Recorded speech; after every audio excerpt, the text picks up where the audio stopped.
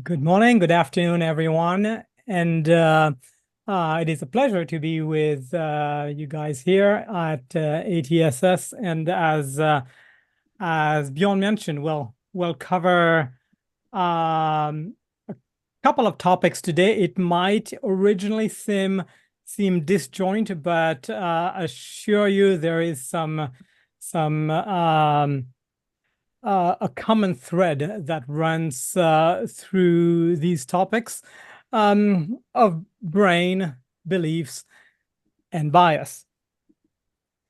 The interesting thing about bias is that it is one aspect of our brain that definitely builds up over our worldview experience, and is often a perspective that tarnishes, in some cases, how we see truth or how we interpret truth by different perspectives or different reflection of true aspects of truth. Possibly this meme illustrates it a little bit better than words here. But my mathematical perspective to the left illustration of reading a 6 or a 9 on the ground is often mitigated by suggesting that what is being read is more 7.5 plus or minus 1.5. But the idea is that with biases, it's important to acknowledge and understand those biases and, in a way, engage in self-reflection of the biases that are, in a way, tarnishing our perspective, and actively, hopefully, seeking diverse perspective and hopefully educate ourselves to surmount this.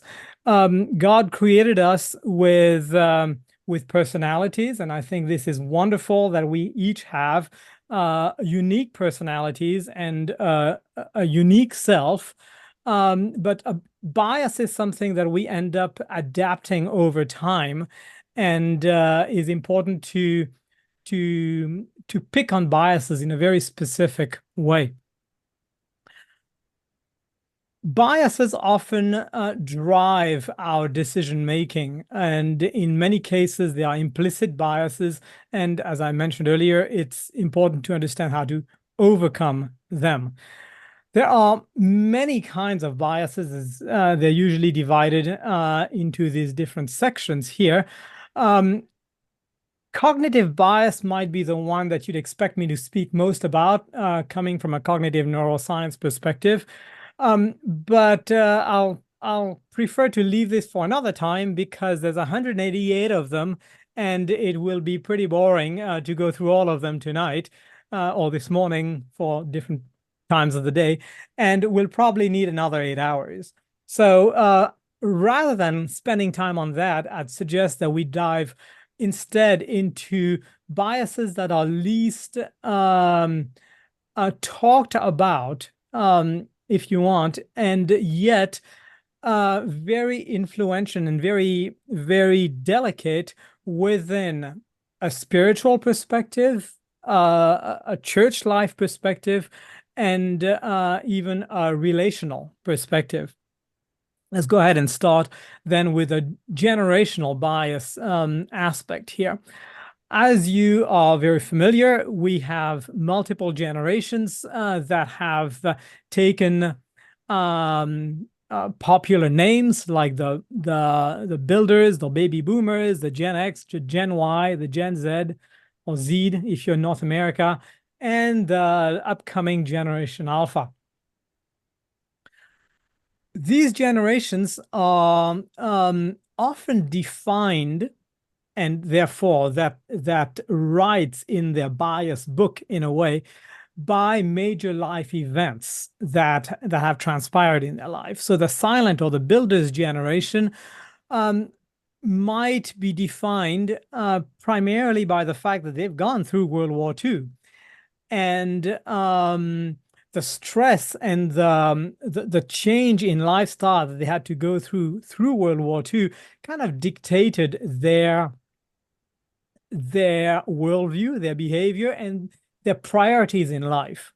Unlike the Gen Z generation, where possibly the most dramatic aspect that they went through might be going through a COVID lockdown. That might be the negative aspect, and maybe a positive aspect might be being exposed, being the first generation exposed to possibly daily use of artificial intelligence in their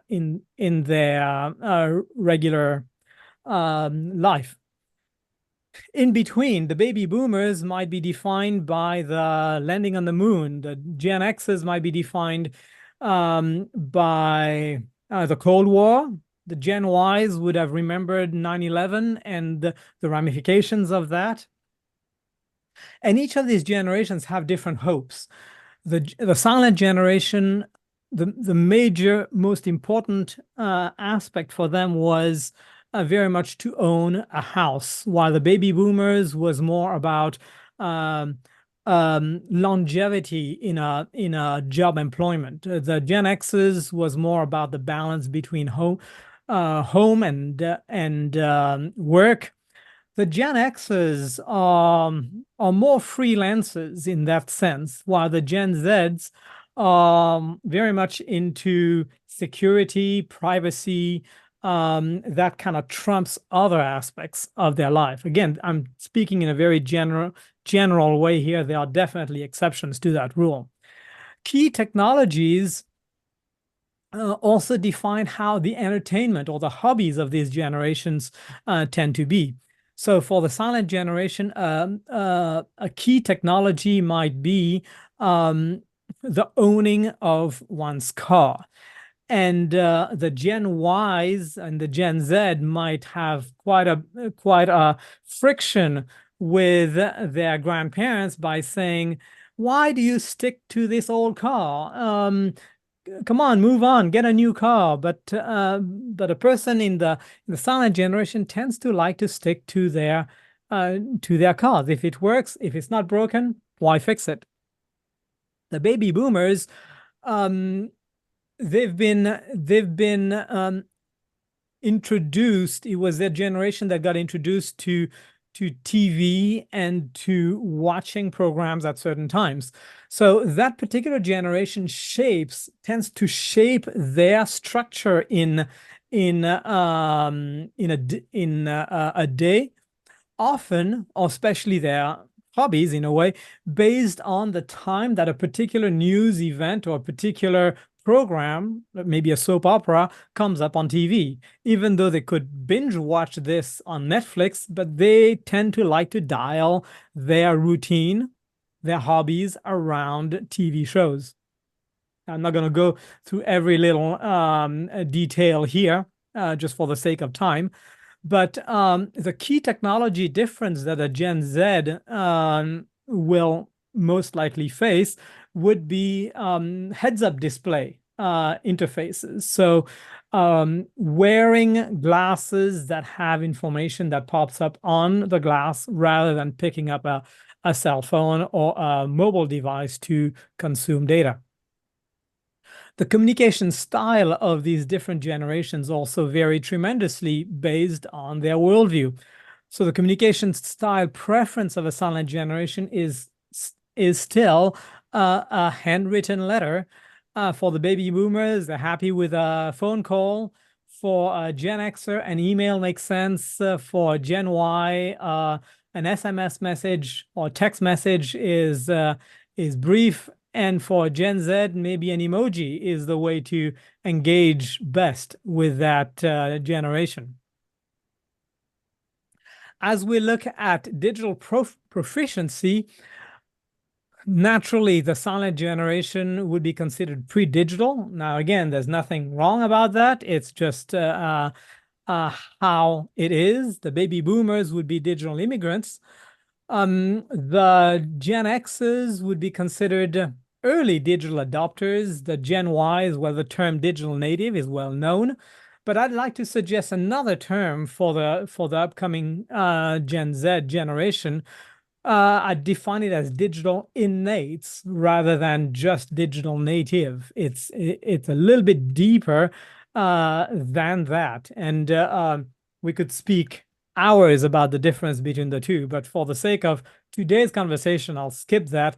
But the main aspect that I want to illustrate here is that each of these different generations see the other generation as kind of disconnected from the quotes real world, and therefore have a bias prejudice against the other generation. So we see that dynamic happen very much in a family setting.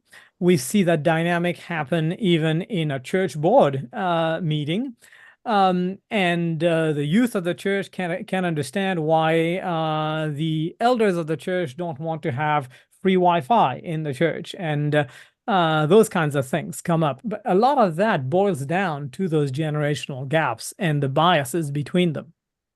So a couple of examples of generational biases, and some people find it, let's say, offensive that we would write Galatians 5:22-23 in emojis on a screen. Now, certain generations might have a harder time reading the fruit of the Spirit is... Anyone can help me here? Love, joy, peace, patience, kindness, goodness, faithfulness, gentleness, and self-control. But certain generations find this even more engaging than the text in English or in a modern language, for that matter. Imagine if we were to live during Moses' time in Egypt, where things were written usually in hieroglyphics. Well, hieroglyphics and emojis are not that different from each other, and yet, is there anything wrong to have something written in hieroglyphics versus English versus emojis? It's up for debate.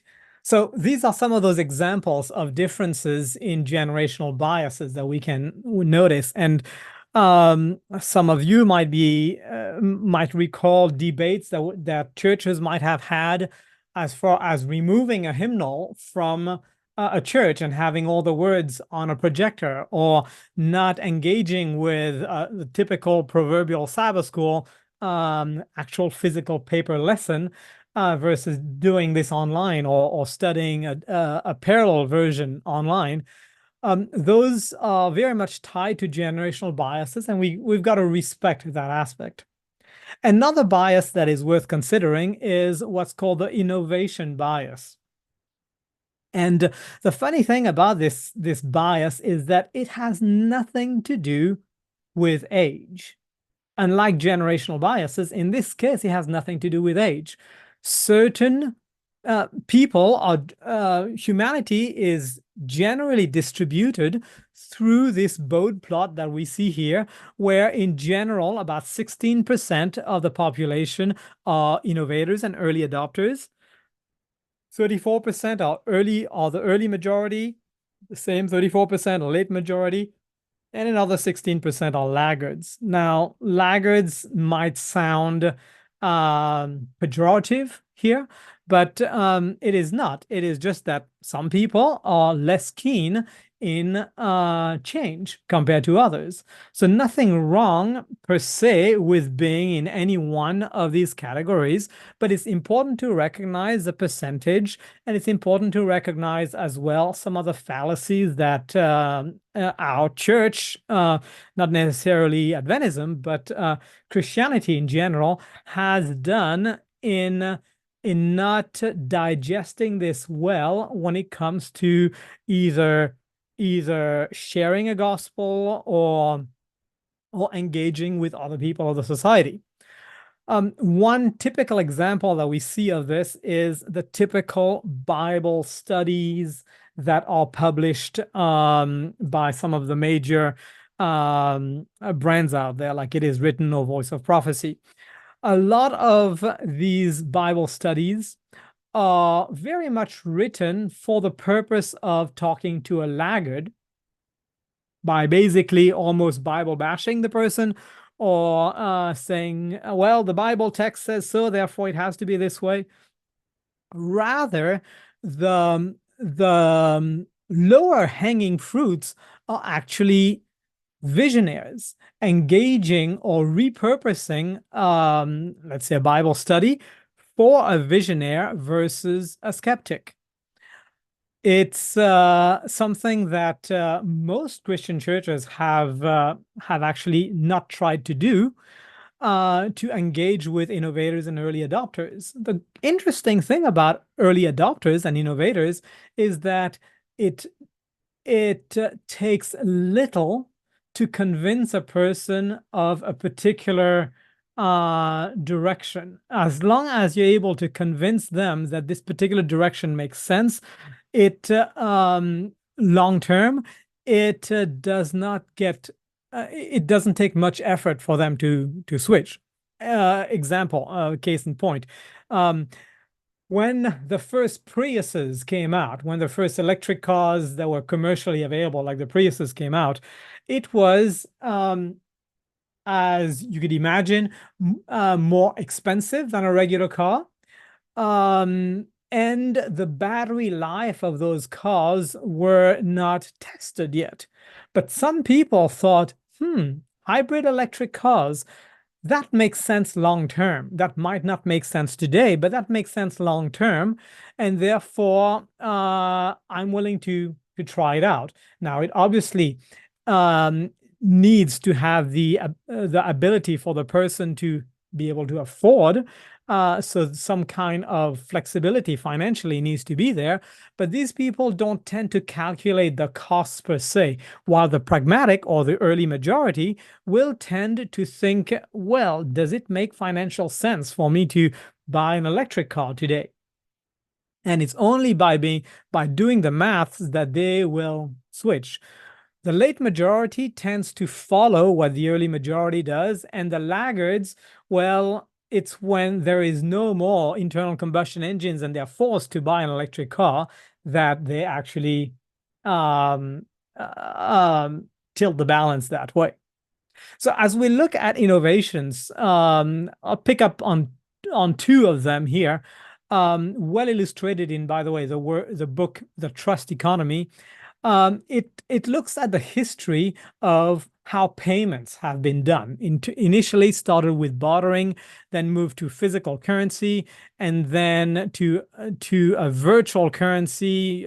You have money in the bank, and you're using your debit or credit card to make payments, and then that moves over to digital cryptocurrency, and then who knows where next. So certain people might be allergic to the skip towards digital currency or the next big step, and they're happy to keep money physically in under their pillow, proverbially, right, rather than even a bank. So those ideas demonstrate the innovation bias that a person might have, let alone the whole idea of using credit cards is the mark of the beast, or the latest thing is using digital currency is the mark of the beast, right? So none of that theological concept comes in here. It is really just an innovation bias that is the stumbling block. So payments, one expectation, one aspect, and the other one is well, personal transportation.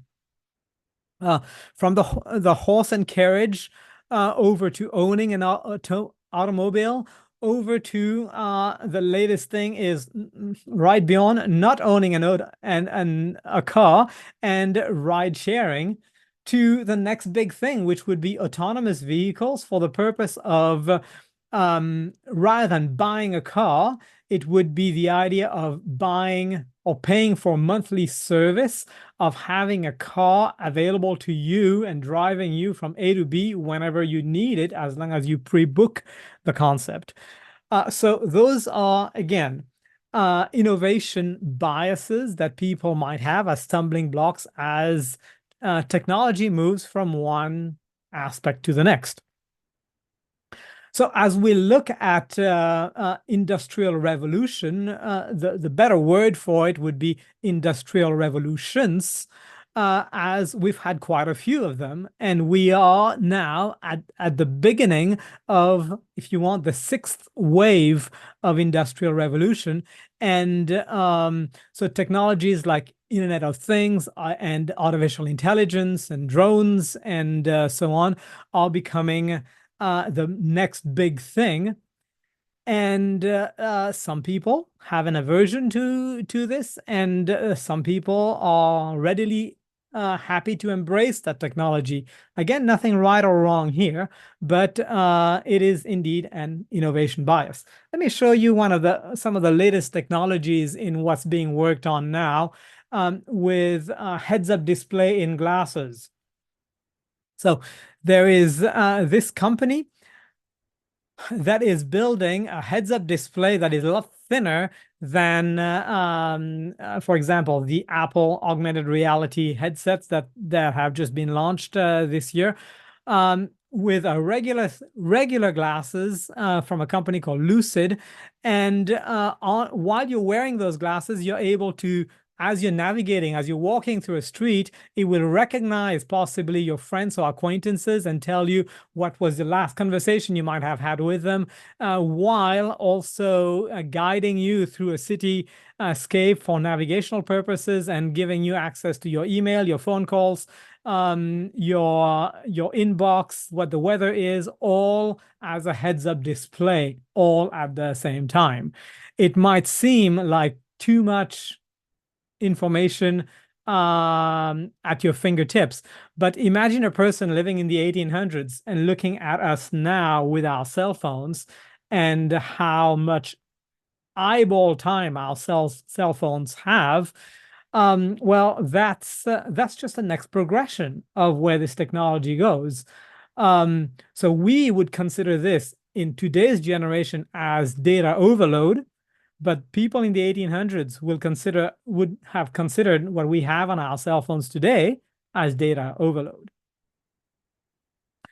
So as we look at the dynamics here in an economical strategy, what we notice is that the banks are being disrupted by today's established banks are being disrupted by cryptocurrency. Today's taxi industry are being disrupted by Uber and Lyft.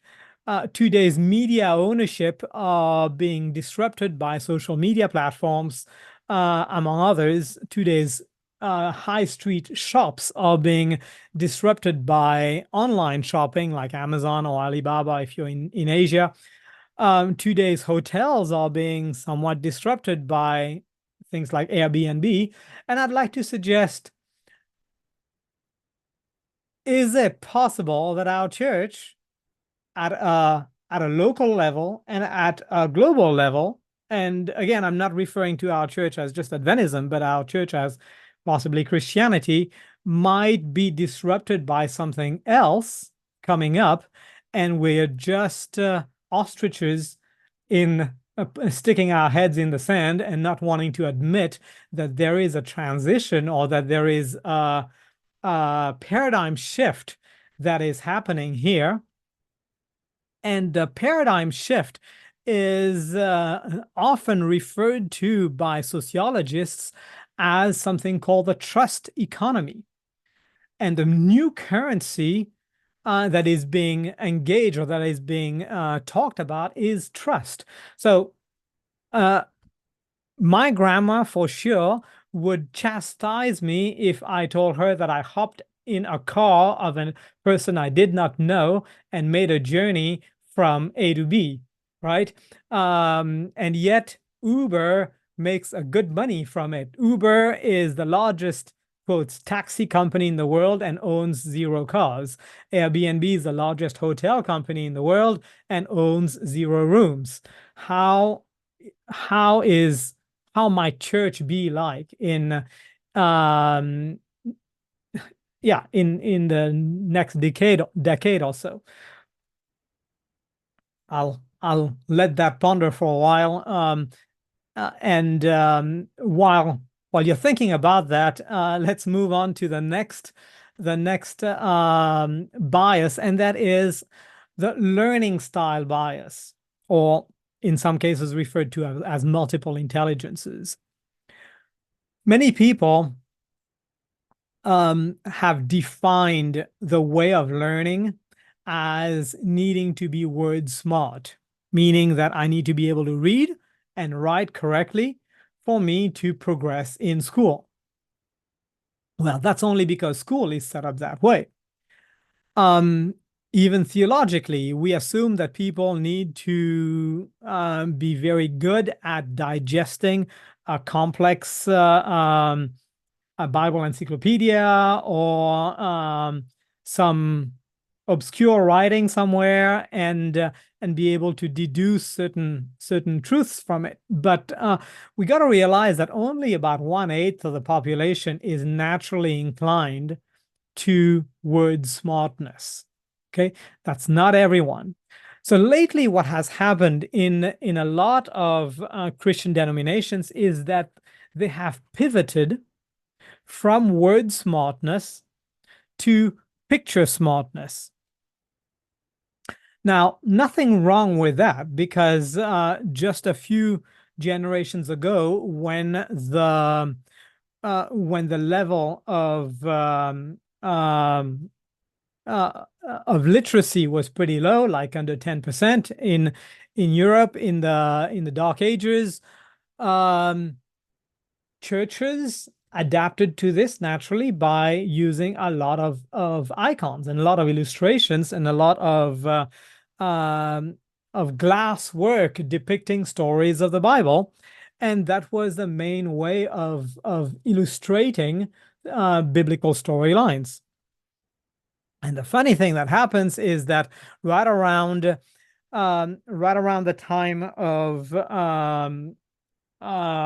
when Protestantism starts anchoring itself in Europe, this is suddenly considered as well, this is worshiping images, and suddenly all of that is thrown away, and we concentrate then on the word. Well, sola scriptura is true. There's nothing wrong with that, but naturally people learn in many different ways, and that's one aspect that is well worth understanding.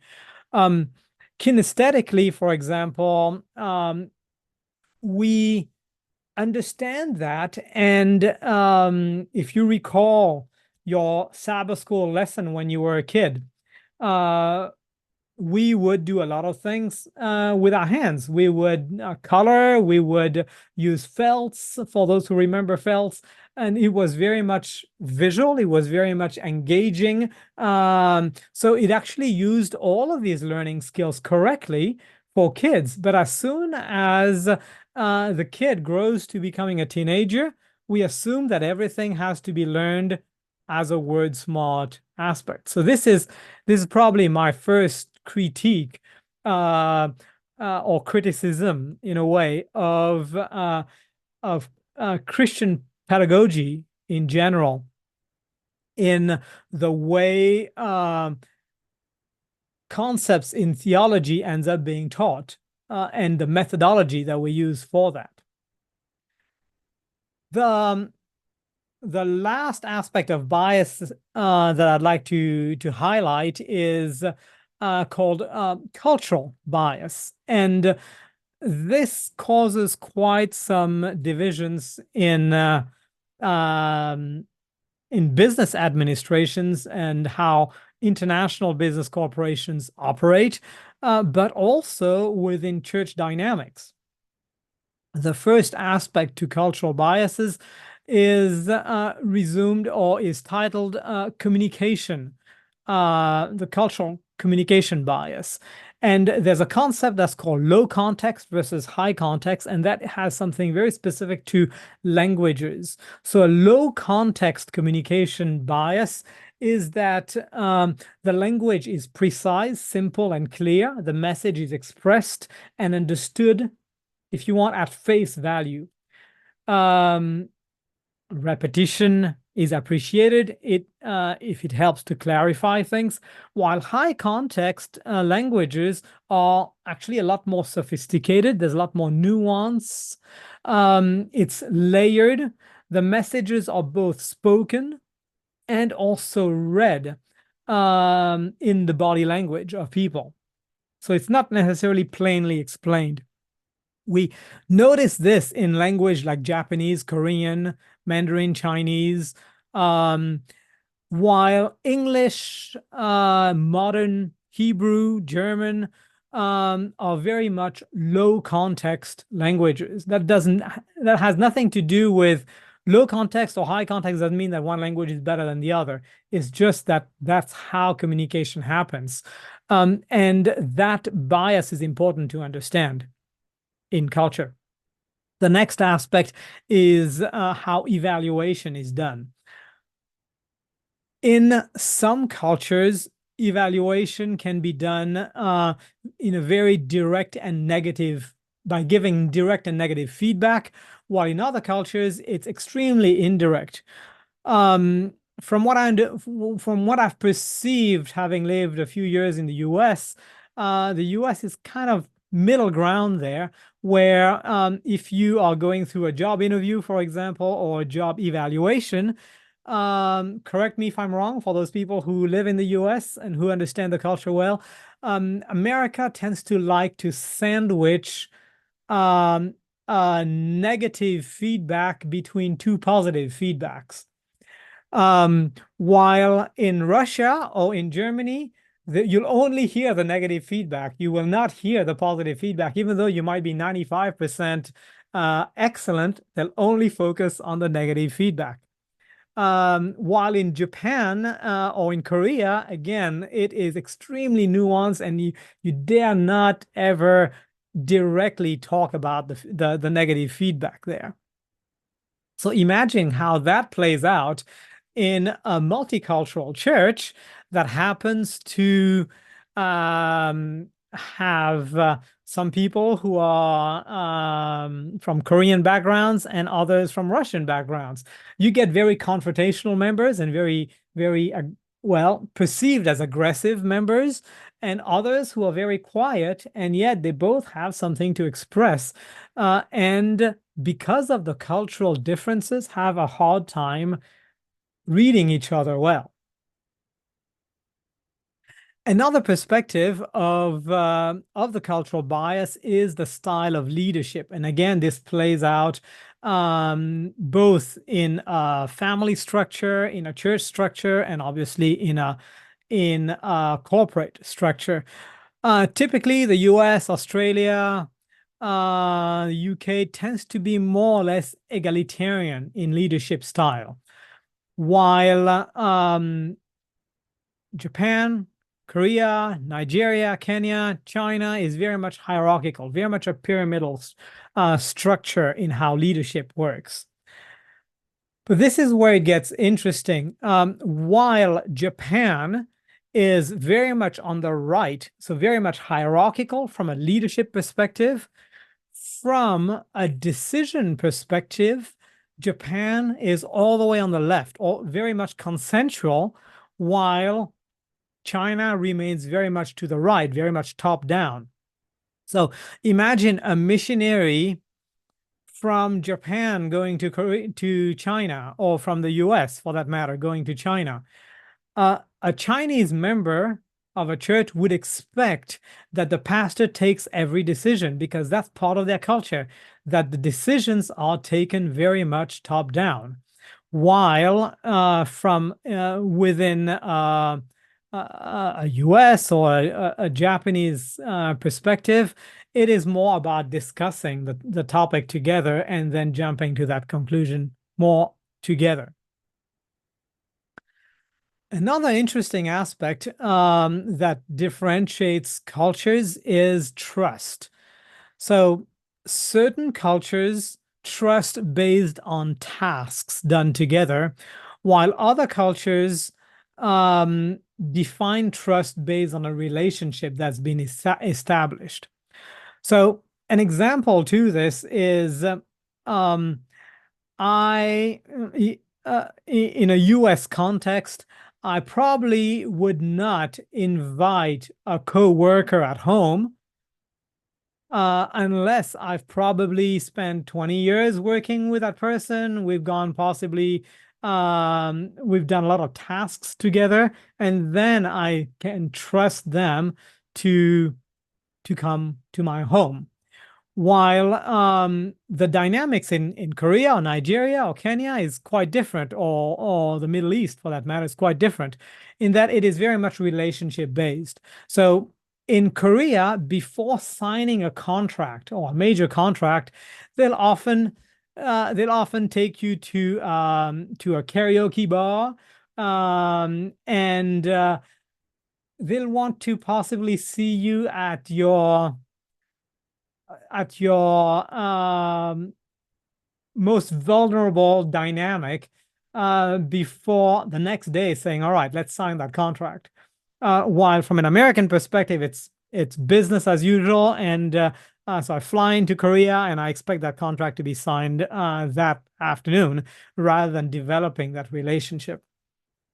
So as we look at all of these, hopefully you can also perceive a spiritual dynamics here of differences, and these differences are not bad. They just need to be understood. The next aspect to cultural bias is how disagreement is displayed. So disagreement in France, as most of you might be aware of, is very much to strike. So in France, disagreement is very much confrontational. While in Japan, Korea, or Saudi Arabia, or the Philippines, disagreement is definitely, we've got to avoid confrontation if we even utter the term disagreement. So one can possibly see from these differences in cultures how dynamics or how disagreements in political contexts are perceived. So wars between Ukraine and Russia, or Israel and Palestine, those tend to be very confrontational locations, and a disagreement relates into firepower. But also we see those dynamics within church. Often we chuckle at this aspect of cultural time. In Switzerland, if you arrive on time, you're already a little bit late. You better have arrived a few minutes early. In Germany, time is time. In Japan as well. But in India, in China, or in Korea, or Nigeria, well, time is pretty flexible. It's whenever everyone shows up, we'll start the meeting then.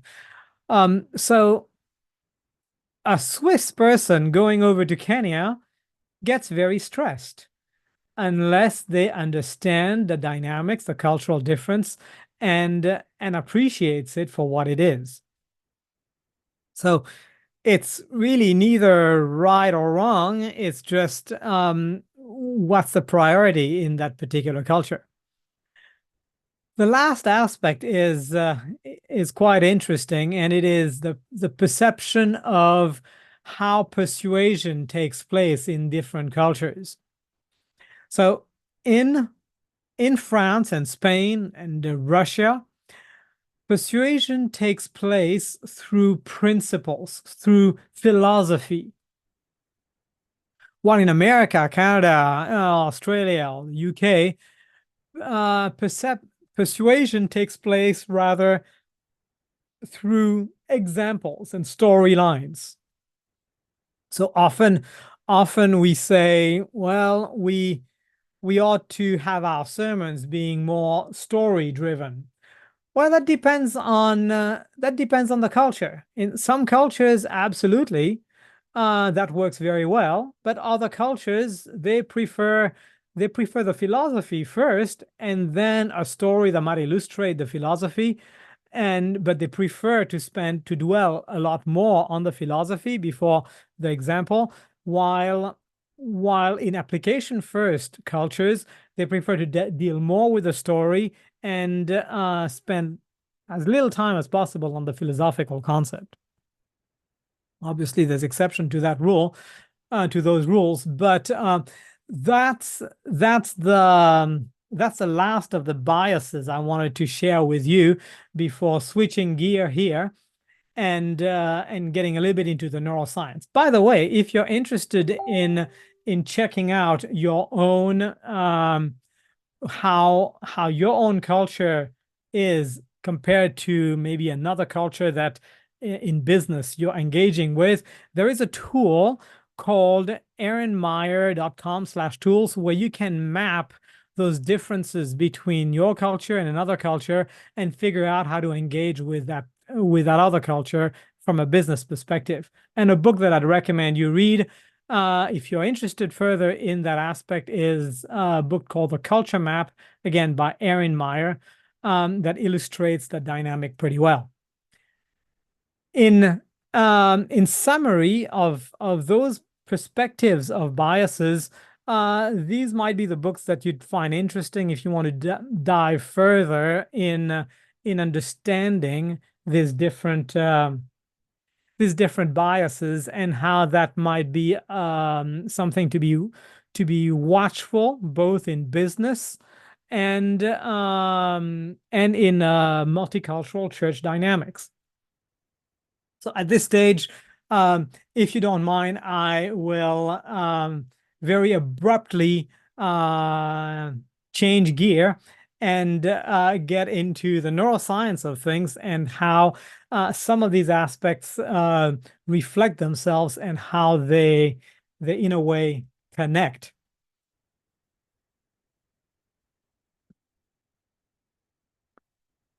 So the aspect of neuroscience, especially the aspect of hacking one's brain, and that might sound negative or pejorative, but let's put those biases aside and understand what we mean by this. Understanding that our brains is very much the center. The nervous system is the center of sensation, perception, feelings, thoughts, and action. And the way the brain processes things and the way it gives resources or it attributes resources, it's actually quite an efficient computer in a way. It focuses on motivation to get the brain going, and it focuses on path, duration, and outcome. The path being the length of an activity that needs to be done. What's going to happen. The duration will be the length of the activity, and the outcome will be ultimately what ends up resulting from that, from putting an effort into a particular aspect. So the nervous system's job is very much reading sensations. So this is reading receptors like feeling what your skin's perceiving, what you're smelling, what you're tasting, and what you're hearing, what might be an attention grabber. Attention grabbers tend to be non-negotiable in that while you might be very concentrated on one thing, something might grab your attention and distract you from something. So that is what drives, in a way, sensation. Followed by perception. And that is the prioritization of your sensations. That, however, is negotiable. So by deciding what you're going to be concentrated on, that gets you to prioritize on this. For example, up until now, you didn't conceive, or you didn't necessarily feel what you were wearing in your feet, or what you were not wearing in your feet. I happen to be barefoot right now. I just have socks on. But now that I mentioned it, suddenly all of you are perceiving what your toes are feeling. It was always there, but it's a matter of choosing that perception, to focus on that perception rather than ignoring it. The next aspect is feelings. So feelings is very much an equation in your brain of looking at the emotions plus the sensation in your body and the perception and deciding what to do with it. This drives thought, which can be spontaneous or deliberate, and we'll examine this further here today. And that naturally drives action. So action tends to be a response based on either a matching internal state with an external state. So for example, if you suddenly feel cold because the window's open and there's a draft of cold air coming in, your action is to stand up and close that window, or to stand up and get a coat on, or adapt your clothing that way. So that action tends to be a response to matching an internal state to an external state. So stress, agitation, impatience, or being calm are all really results of an attempt to, watch this, normalize internal and external states.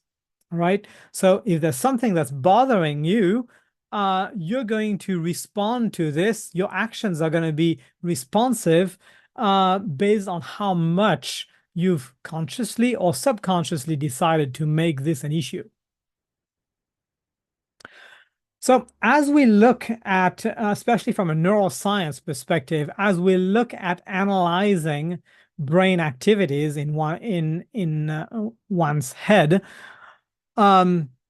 just as a disclaimer here, I am in no way a psychologist. I'm a neuroscientist, and the difference with that is that we're not looking at the brain necessarily from the perspective of trying to heal a mental disease or anything. We're just looking at a brain from a perspective of this is a center of processing information and how that information gets dealt with or prioritized. There are pretty much three ways of analyzing what's going on in a person's brain. The first one is using a heavy industrial machine like a magnetic resonance machine or an fMRI machine. These units are typically quite expensive. They're about $3 million per. Hospitals don't have that many of them for it to be distributed in large quantities around the country. So there's a long waiting list often of being scanned to see what's happening in your brain. And usually healthy people don't necessarily have access to just quickly scanning what's going on in one's brain because it's prioritized for people with medical conditions.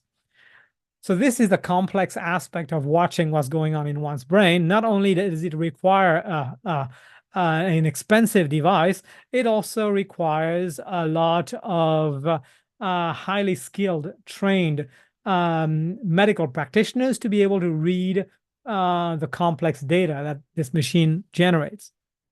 The other aspect of being able to understand what's going on in one's brain is the chemical dynamics of one's brain. So our brain tends to be a dance of 8 different chemicals that fluctuate at a granularity of milliseconds really throughout the day. And based on the level of these, or the predominant level of any of these chemicals, it can severely, to a certain extent, affect one's mood and affect one's desire to move forward or do something new or learn or get out and do something hard. So these dynamics, this is the second way of being able to read what's going on in a person's brain by reading it chemically. The problem here is that to be able to sample the chemical dynamics or the chemical dance in one's brain, one needs to drill through someone's live brain and constantly sample those chemicals. And so far, I've not had many takers in volunteering to have their brains drilled and sampled while they go through their day-to-day life. So the next best thing to being able to reading the dynamics or the conversation or the neural pathways going on through a person's brain ends up being a non-invasive way, and that is an electrical method of engaging of seeing what's going on electrically in a person without like Elon Musk has been doing recently, surgically opening one's brain, putting a chip inside, and reading the data from it from within the brain itself. So we've started playing with this technology a few years ago when we were at Adventist Review TV developing a TV series for Adventist Health, a TV series called Whole Planet. And that show was about using basically a reality TV show that explored the dynamics of living a healthy life. It's not designed for Adventists. Everyone it's wants to designed live for a long, healthy life. How do you achieve typical that? clients What of exactly Advent Health. is a healthy lifestyle? What role do our choices and environment play in our overall health? How do our beliefs influence our well-being? And what does it mean to live whole? My name is John Burke, and I'm on a quest to find out. So as we edited that video, we decided to present that video to a focus group and analyze their brain activities while they were watching the clip. And what we noticed is that as they were watching the clip, we could pick up aspects where it generated either confusion or disconnect from what was going on screen, or some memory activations, and some emotional engagements with what was going on. So by using a technology like this, we were able to then very much pinpoint the engagement level of our audience and turn that into feeding that information back to the video editors to tweak that video to make it even more relevant in some ways, or in some cases cut out whole sections of the video because people just didn't feel engaged with that particular section. So we ended up commercializing the tool, and it is now under the brand called NeuroEmote.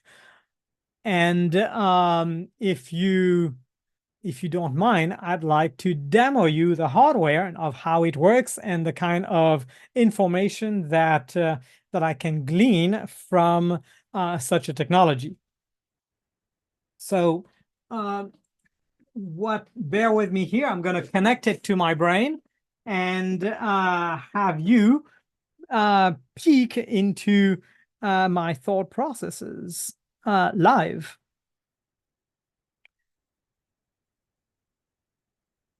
As a reminder, this is just a few hours after lunch, so I might be a little bit, I'd prefer some lay activities right now, but anyway. So the headset looks very light and portable, and we're actually striving to make an even more lightweight version of this. It's completely wireless. And I'm going to go ahead and put this on here and turn it on.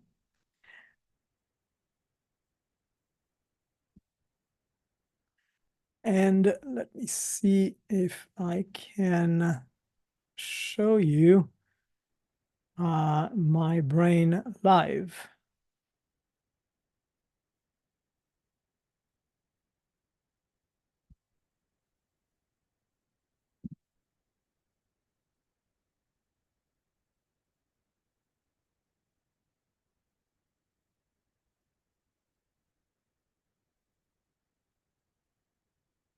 So this is when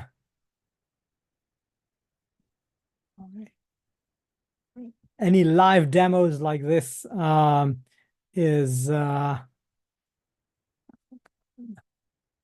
Is this when we ask you all the stressful, hard questions, Daryl? We can see how your brain jumps. I'm just making sure I'm opening the right application here. There we go.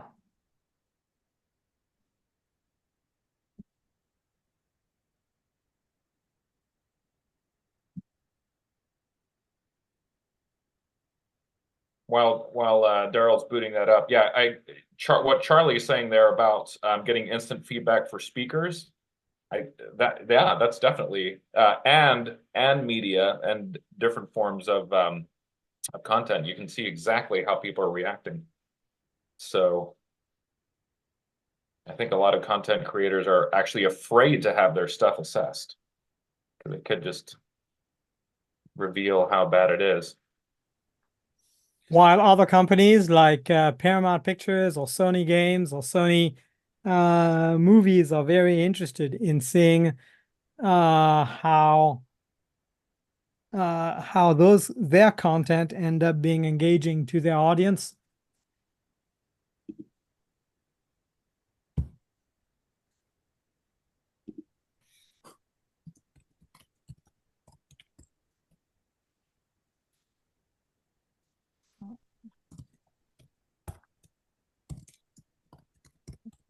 Timeout.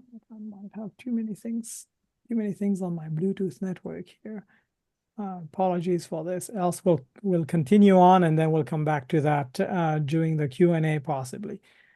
Yeah. Why is this not connecting today? I can always come back to it. I've had one version of that on my head. I forget what we were talking about, but that was crazy. Didn't you have our friend Cliff Goldstein wear it as well, Daryl? And you asked him all about Oh yes, he was worried about what he would pick up from his brain activities, but it was all good.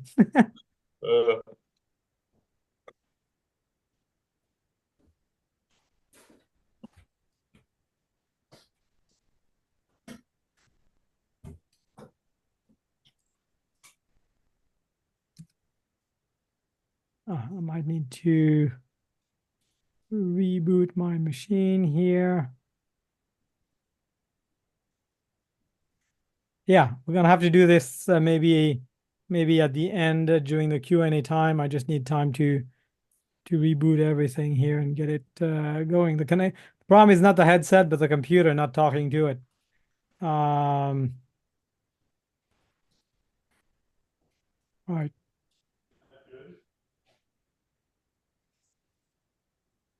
All right, yeah, let's do this at the end here. I just wanted to show you a couple of aspects, specifically the aspect of brain waves. But well, let's stick to the theoretical screens, and then we'll get back to this. All right, so with most brain analyzers, just like think of it as heart rate monitor reading typical heart rate. Our brain operates in multiple frequencies, and in many cases, a lot of these frequencies at the same time. So just by reading the frequency of our brain, or the predominant frequency of our brain, we can decipher what zone our brain might be in. So if it is in gamma, if it's running at about 35 hertz, that sounds pretty low in computer speeds. But if we can read a waveform of about 35 hertz and higher, that typically puts you in the gamma wave, which is typically where you are at when you are focusing very intensely on solving a problem or actively learning something complex. Beta waves tends to be possibly you're reading a book, you're digesting a content, but it is not as high of an intensity as the gamma waves. If you're watching a soap opera or in England sipping on a cup of tea, that would be typically your alpha waves active then. Your delta waves, so from 0.5 hertz to 4 hertz, is typically when you are asleep. So during the multiple phases of sleeping. Your theta waves is usually when you're doing something that is repetitive, that you know very well how to do, and you tend to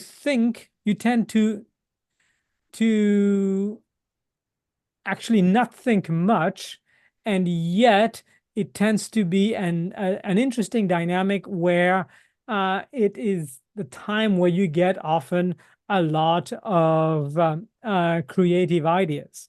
So that's the theta wave. So for example, if you're taking a shower in your own home, in your own bathroom, and you know exactly where the tap is, where the soap is, and so on, you can do it blindfolded. You have muscle memory almost for reaching to these different objects and taking your shower. So your brain is actually technically quite active in doing all these things, but your thought brain process is much less active, and therefore it drags your thought process into wanting to go into high-speed mode, and this tends to be where you get a lot of great creative ideas. So I noticed, Lauren, you have your hand up.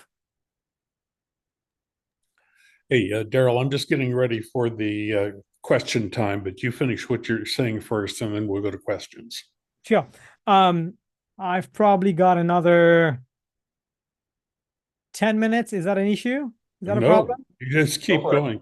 This is absolutely fascinating. Thank you. Okay. We're actually getting into the juicy bits here of hacking one's brain, but thanks for reminding me. Yeah. Maybe it's a good thing that the headset didn't display, because that would take us another 30 minutes of being amazed of how our brains are connected and responsive to different things. Okay, so these are the different brain waves. These brain waves, from a clinical psychology perspective, can be identified for medical conditions. So for example, if your delta wave tends to be overactive, there is a chance that you might constantly overactive during the day. The possible chance that you might have learning disabilities or ADHD, or if it's, however, poorly active, then you might be suffering from poor sleep, inability in a way to rejuvenate.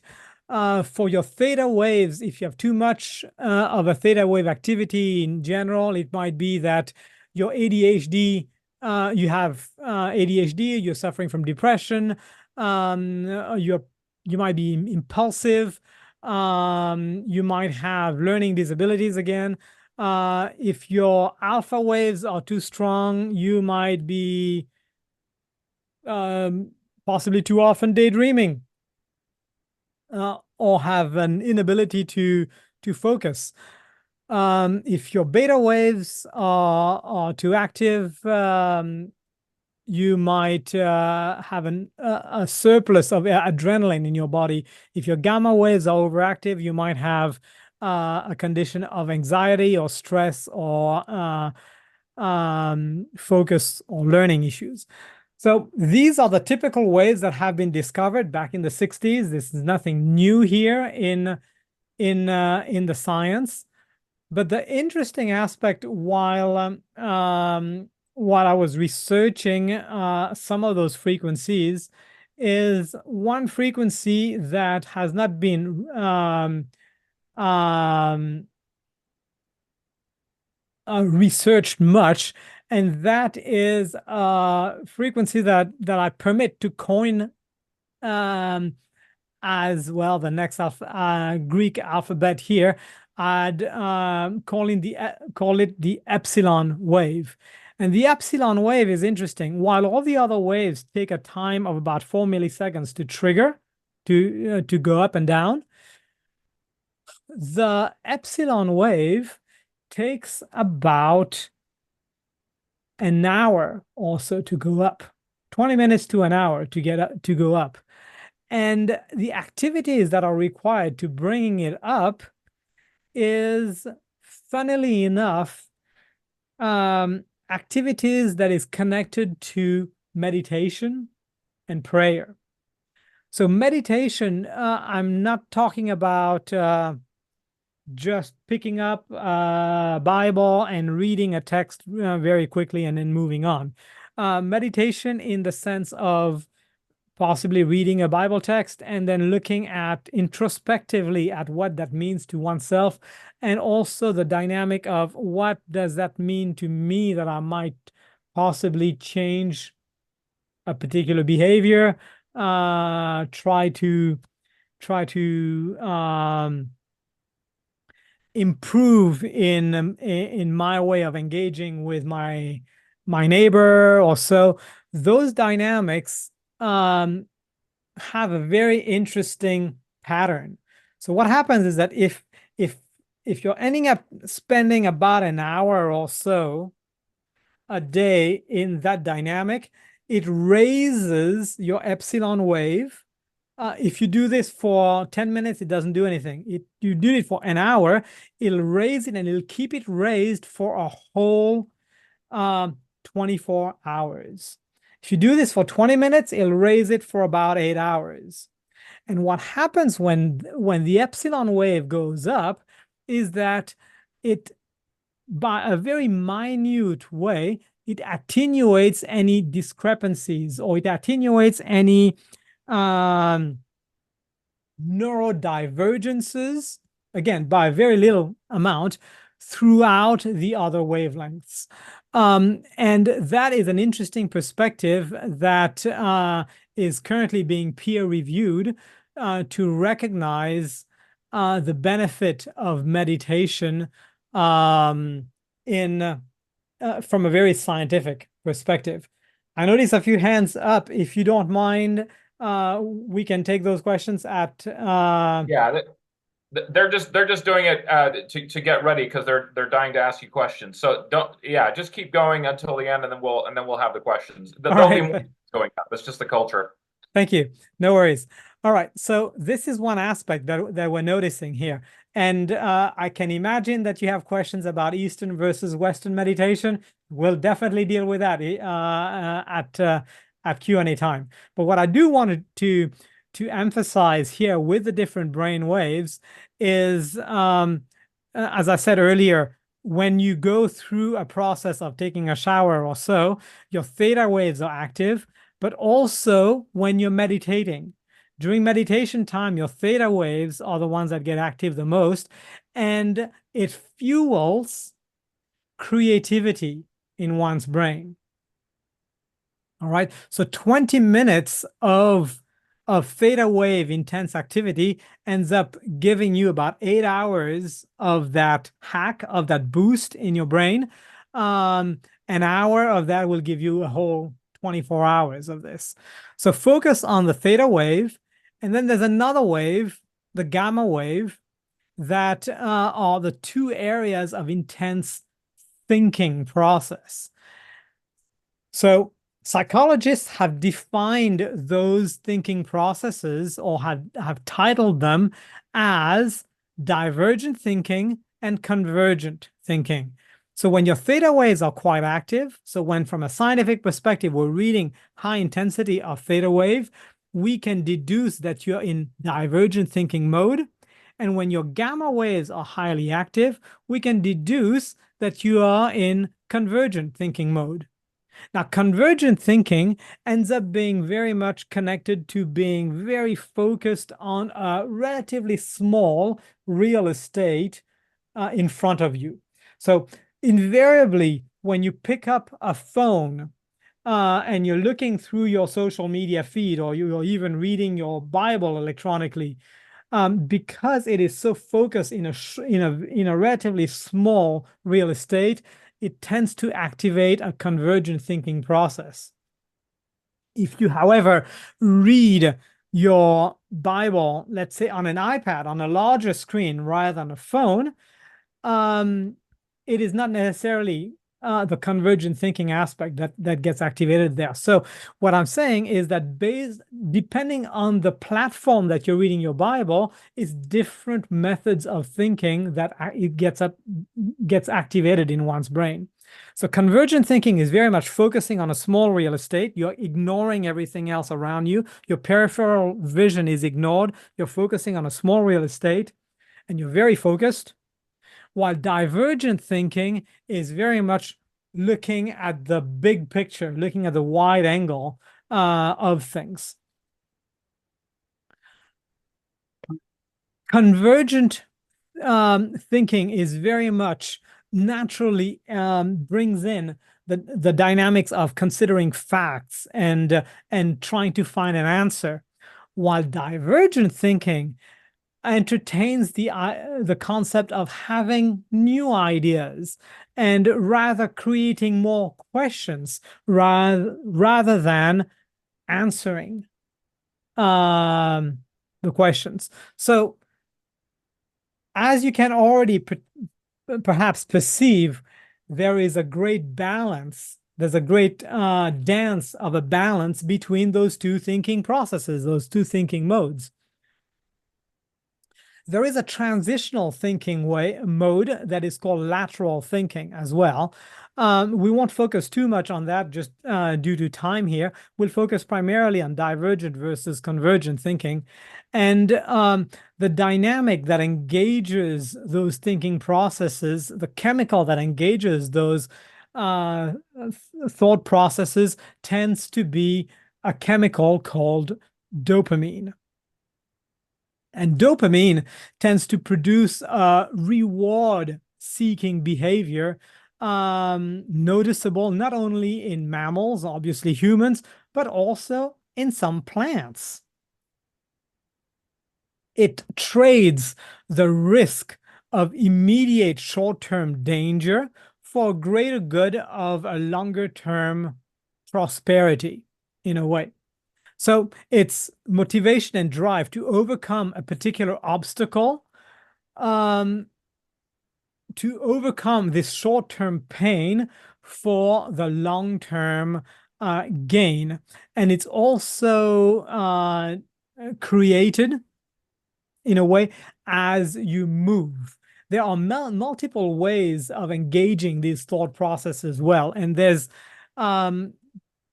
well, the neuroscience world defines 4 pathways of engaging those, but I think I would say there are 5 of them.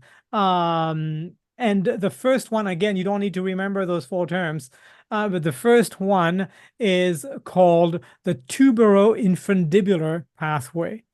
And this has to do very much with your hormone release. So estrogen or testosterone in a person, very much driven through your hypothalamus. So your in a way, your expression of your sexuality drives that dopamine in that sense.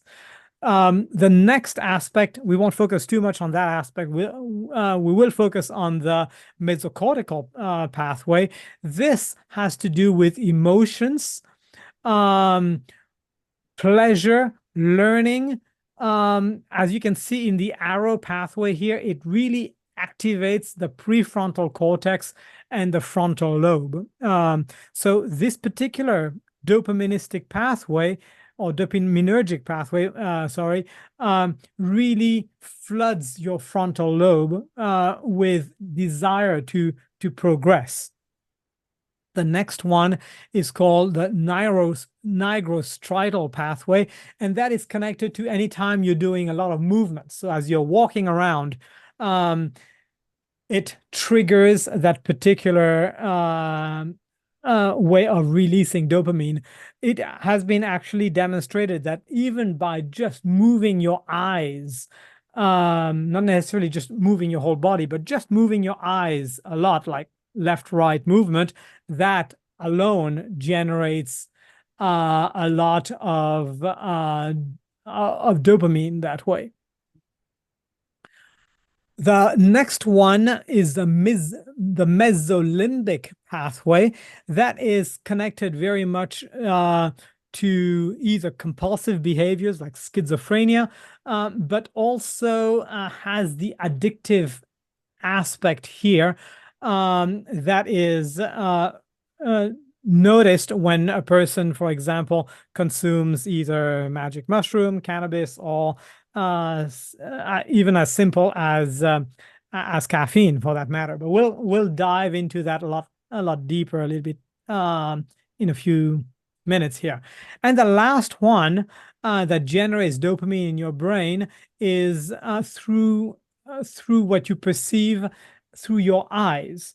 Now, this is an interesting aspect in that a lot of people tend to like, and I don't want to point fingers at anyone here, but a lot of people tend to, as soon as they are outside, especially maybe if they live in Southern California also, they will put sunglasses on right away.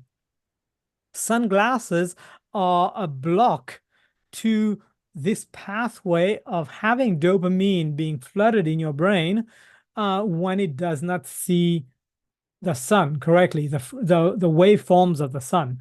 So what you want to do is you really, unless you have clinical or medical issues with your eyes, you really don't want to be wearing sunglasses up until 10, 11 in the morning.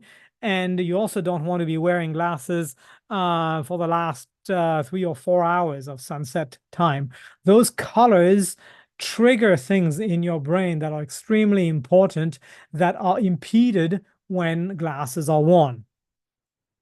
But what I do want to focus on are those two, the mesocortical pathway and the nigrostriatal pathway, because those two pathways are defining divergent versus convergent thinking. So typically what happens during a day, especially from a dopamine flow through your brain, is that you will start with an initial, what's called a baseline in your body. And as you wake up and you get used to your daily life, you hit a dopamine peak. It varies for different people, but it hits a peak, which is followed by a crash, which is followed by a second peak, and then eventually a return to baseline, which happens as you're sleeping, and then you restart the next day. So that peak and deficit, it's important to recognize that this is natural. Okay, those peaks are absolutely natural for your health. I'm noticing some people taking screenshots here. If it's any helpful, I'm very happy to give this to you as a PDF file if that's useful. Daryl? Yeah. This is Lauren. Suggestion. We may be reaching our saturation point here. All right. Could I re-invite you for a follow-up very soon here, maybe even next month, and we could pick up like the second part of this? Absolutely. Yes.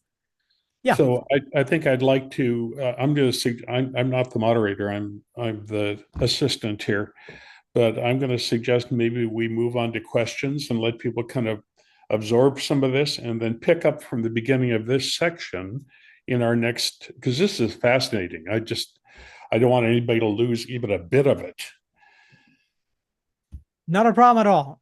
More than happy to dive deeper into the deterministic release in Yeah, what's great. And that's really interesting, and I feel like I'm getting to the point where I'm not getting it all because I'm still I'm still processing the different biases. okay, Those were so interesting. sure. Well, And we I'm should have gonna done go ahead biases and start as out with one a. presentation and then Let's do the next one. Let's reschedule right away. I'm going to go ahead, Bjorn, if you don't mind. I'm just going to go ahead and lay a question on you right now, or a question and comment. I was really interested. I mean, there's sort of a sense when you gave those various biases. There's sort of a sense that us old people are hard don't adopt things as well or as quickly. When I was in the 80s and 90s, the pastor of a church right in Silicon Valley, and I was in on the ground floor of a lot of these people who were developing this stuff. And what I find interesting is these people were brilliant. I mean, they were just like they were jumping ahead constantly, and not all of them were young. Some of them were young, and we were all younger at that time, but not all of them were young. They were astonishing brains. And it was interesting to me that they were developing the foundations, but so many of the things that people are doing now are the applications of what they were creating. You understand what I'm saying? Yeah, but I would respectfully disagree that it is that innovation biases is connected to age. Okay. Right? So don't feel that just because you might have a couple of white hairs that it makes you by default a laggard or skeptic. Absolutely not. Science demonstrates that that is not the case. You are, may I say, possibly wiser in the choice that you make, but a person inherently is either wired to be very open to trying new things, Mhm. or very close to trying new things, or anywhere in between. Yeah. I'll give you an example of something that's happened culturally that I would never have predicted, Daryl. And that is, I saw a vast change in a whole group of people about the meaning of in-person church in the last 3 years. And how much it meant to them. I never would have predicted that people would say, I'm not going to go back to church anymore. I like to watch things online. I like going to Adventist Sabbath seminar. I like to go to the choir class at PUC or the Faith and Reason class, and I really don't need to go sit in a building with a bunch of other people and have somebody lecture me there when I can go hear Daryl Gungadoo talk to me online. I never would have predicted that. I spent 42 years as a pastor, Daryl. Totally blew my mind. So, How many people went that way? So here's the interesting thing here. You're touching on an aspect that's called neuroplasticity, which we will talk about in the next Installments. Yeah, and but just to extremely briefly respond to this based on neuroplasticity, what I want to share is that typically neuroplasticity stops. So especially developmental neuroplasticity, meaning the constant rewiring of the brain, stops at about 25 years old. All right. So that has nothing to do with innovation biasing. This is just that we're typically less inclined to make new connections in our brains after 25 years old unless we make a very specific effort. And as a sneak peek to the next episode here, where I might be revealing how to do that, some aspects of neuroplasticity has been identified by things like traumatic events. So going through a traumatic event allows the positive aspect of going through a traumatic event allows for you to be more open to neuroplasticity, to rewiring things in one's brain. Oh, that's interesting. So it is. I like to look at the silver lining of every storm, right? Of every cloud. So the idea that possibly there might be some pretty good things that come out of a trauma. Interesting. Yes. And one of them is a trigger to allow for neuroplasticity to happen, even if we are past the 25-year-old mark. And the number of people who have affirmed that this is a whole new world for them, their new enjoyment of it. Yep. Wow, I never had the chance to escape church. And I hate to Yes. say that because, Daryl, I spent my life being a pastor, standing in front, preaching to people. And now I have to talk to people who are saying, yeah, I never really enjoyed it that much. Now I discovered I love this. Lauren, it's an issue when it transitions from becoming a cultural activity rather than a conscious activity. In a way, it's useful to deconstruct everything in life. Mm-hmm. And sometimes I take the flak for suggesting this, right? But deconstruct everything in life and say, why is it that we're doing a particular thing? What is it that we are really gaining from this? And can this be gained in a different way or in a newer way? Yeah. The danger to our church. Let's see if I still have this magazine around here.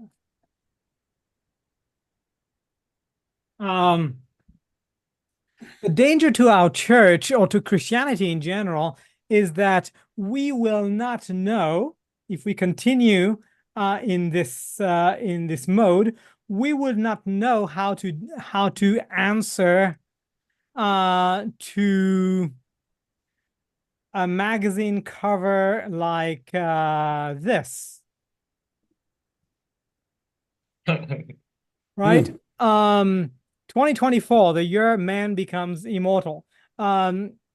So if we're used to the same old without re-questioning things, we get in a rut, and we do things only because our parents did it, and our grandparents did it without really understanding the core value of it. What you're doing here, Lauren and Bjorn and the rest of the ATA team, is that you're reinventing church. One aspect that I wanted to present to you, maybe again on a third installment, is the concept of innovation, and how things get reinvented and the process of it, and how reinventing church for the metaverse might look like. All right. How do we put virtual reality or augmented reality glasses on and attend church in that way and still tick all the boxes that is educational for ourselves and for our soul? It's communal. It brings people together. It circumvents the geographical barrier. Only because technology allows us to do that, but it still creates community, right? And a sense of care for each other, irrespective of geographical boundaries. So this is sorry, this is amazing stuff. I'm just trying to get in some more questions, Daryl. Yes. Yeah, you can imagine our runs several times a week with these kinds of conversations. It's like sometimes I think our run is over, and then we go for another loop because Daryl's in the middle of a theory that he's going to fully explain to me before we're done with the run. So we add another 2K. This is amazing. Daryl, I'm gonna as the moderator gonna get to my question here, and Horace is next. What is your bearing in mind what you've told us so far and your brain hacking interests? How does your daily routine look like? I mean, are you is it pretty structured or is it like whatever? How do you structure your day? I mean, I know what you do in terms of running with me, but apart from that.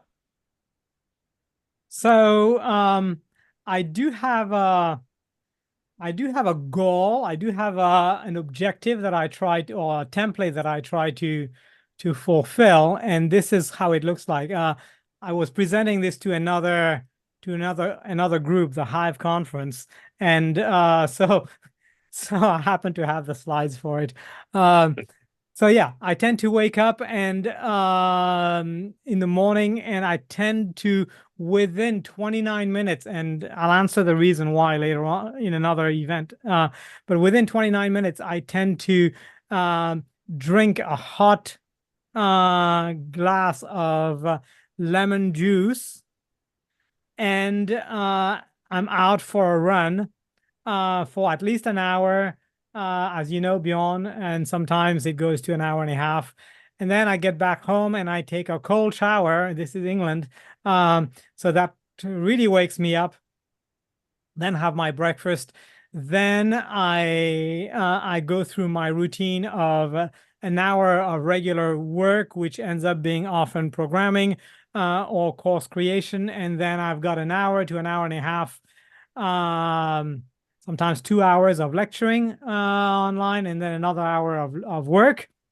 And then in the afternoon, I do one thing that I'm going to have to explain to you in another after we go through the neuroscience aspect, and that's a non-sleep deep rest activity, and then sleep. But in a brief structure, that tends to be my routine. I tend to work less than 8 hours a day sometimes in my regular job, but I tend to accomplish a lot more than 8 hours worth of work, only because of the morning activity of running. Or in that case, the running, by the way, Bjorn knows this, I hate running. I do not enjoy running. I do love biking, but I do not like running. But the benefits that it gets to me physically, but more importantly, cognitively, and my acceleration in what I get done during the day later on is all well worth the effort of doing something I don't like. It's wrong to lie on the Sabbath, Daryl. I'm pretty sure you like running. You just keep saying that. Horace is next. Thank you. Daryl, thank you for a very fascinating exposure to something that's, for most of us is unknown territory. But I have just a couple of quick observations and then one question. I appreciated the cultural bias presentations that you made. For example, you mentioned that in North American areas of the world, criticism is usually couched in a sandwich pattern. I thought that was very, very true, because I happen to belong to Toastmasters International, and we criticize speeches all the time, and we are told to use that same word you use, sandwich. Begin with something good, mention a criticism, then end with something good again. Very nice. I appreciate that. Well, one other cultural bias that really struck me was the fact that in North American societies that we favor egalitarian type of leadership. While in some other parts of the world, it's more authoritarian. I think that helps to explain why we in North America look at our General Conference leadership as heavy-handed and high-handed and authoritarian and react negatively to that, while other parts of the world seem to gravitate toward that style of leadership, and which helps to explain why we have the current leadership we have in the General Conference of our church. Just going to make that observation. But now I have a question for you, and this might seem a little bit tangential to what you're presenting, but it's not always that I get a chance to ask a question of a Christian neuroscientist. So I'm going to take the opportunity now. There's been a lot of talk lately about NDEs, near-death experiences, in which sometimes it is concluded that consciousness resides outside of the brain and that memories are stored outside of the brain. How do you, as a neuroscientist, relate to this phenomenon and to those assertions? Yeah, what within the neuroscience sphere, that happens to not be my area of expertise. However, I'm extremely curious about that area as well, and especially some write-ups that not only identify the fact that consciousness is perceived like this during near-death experiences, but the other interesting aspect is that people, irrespective of their weight, lose a very specific amount of grams of weight at their moment of death, irrespective of if they are a newborn baby or an overweight 300-pound person. At the moment of death, apparently an exact amount of weight gets lost. That is not the case for other mammals or other animals for that case. So I'm extremely fascinated by, I'm extremely curious about that dynamic. I would love to analyze this further, for example, by having a person that is going through a near-death experience, either in an fMRI machine or wearing a headset like this to identify what kind of neural pathways are happening. Or may I even suggest the concept of another dimension, okay, that we might not necessarily be able to perceive or understand, where that kind of data, if we're looking at it as data like memories and so on, ends up transitioning to. We might not have the technology to identify those, but we might just be scratching the surface as to seeing that the data does not get lost. Very fascinating aspect. Thank you for that question. Yes. Excellent. Thank you very much, Horace. Jerry is next in line. I've been asking you to unmute. I'm not sure if you're getting my prompt there. You would need to unmute to speak. If perhaps you're away from your computer, we can go to Patty, who's next in line on my screen here, and perhaps come back to Jerry. Patty, I'm sending you the ask to unmute as well. Something happened there. Let me try it again. Are you able to unmute there? There we go. This is really just blowing my mind in some ways. I was working at Loma Linda back in the 1970s, where they were developing this whole "to make man whole" focus. That was their motto, and I guess it still is to some degree.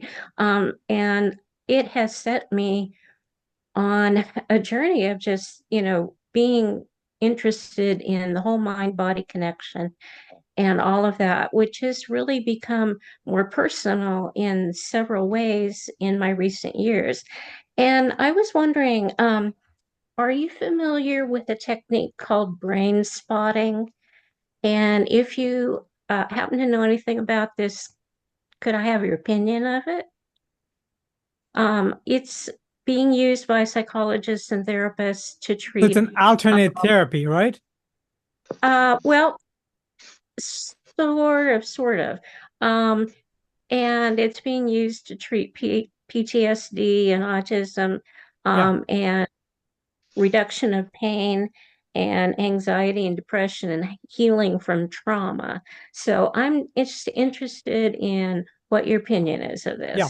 So as a cognitive neuroscience scientist, I don't necessarily get into the medical side of things per se, as far as treatment of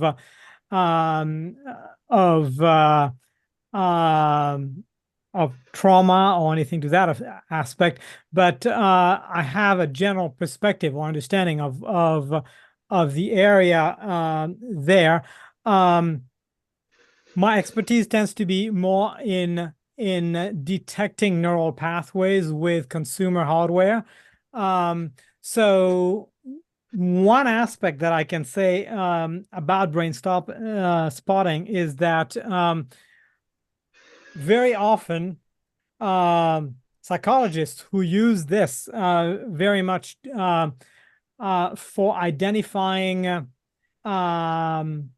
trauma processes and so on, especially traumas that are, in a way, quotes, trapped in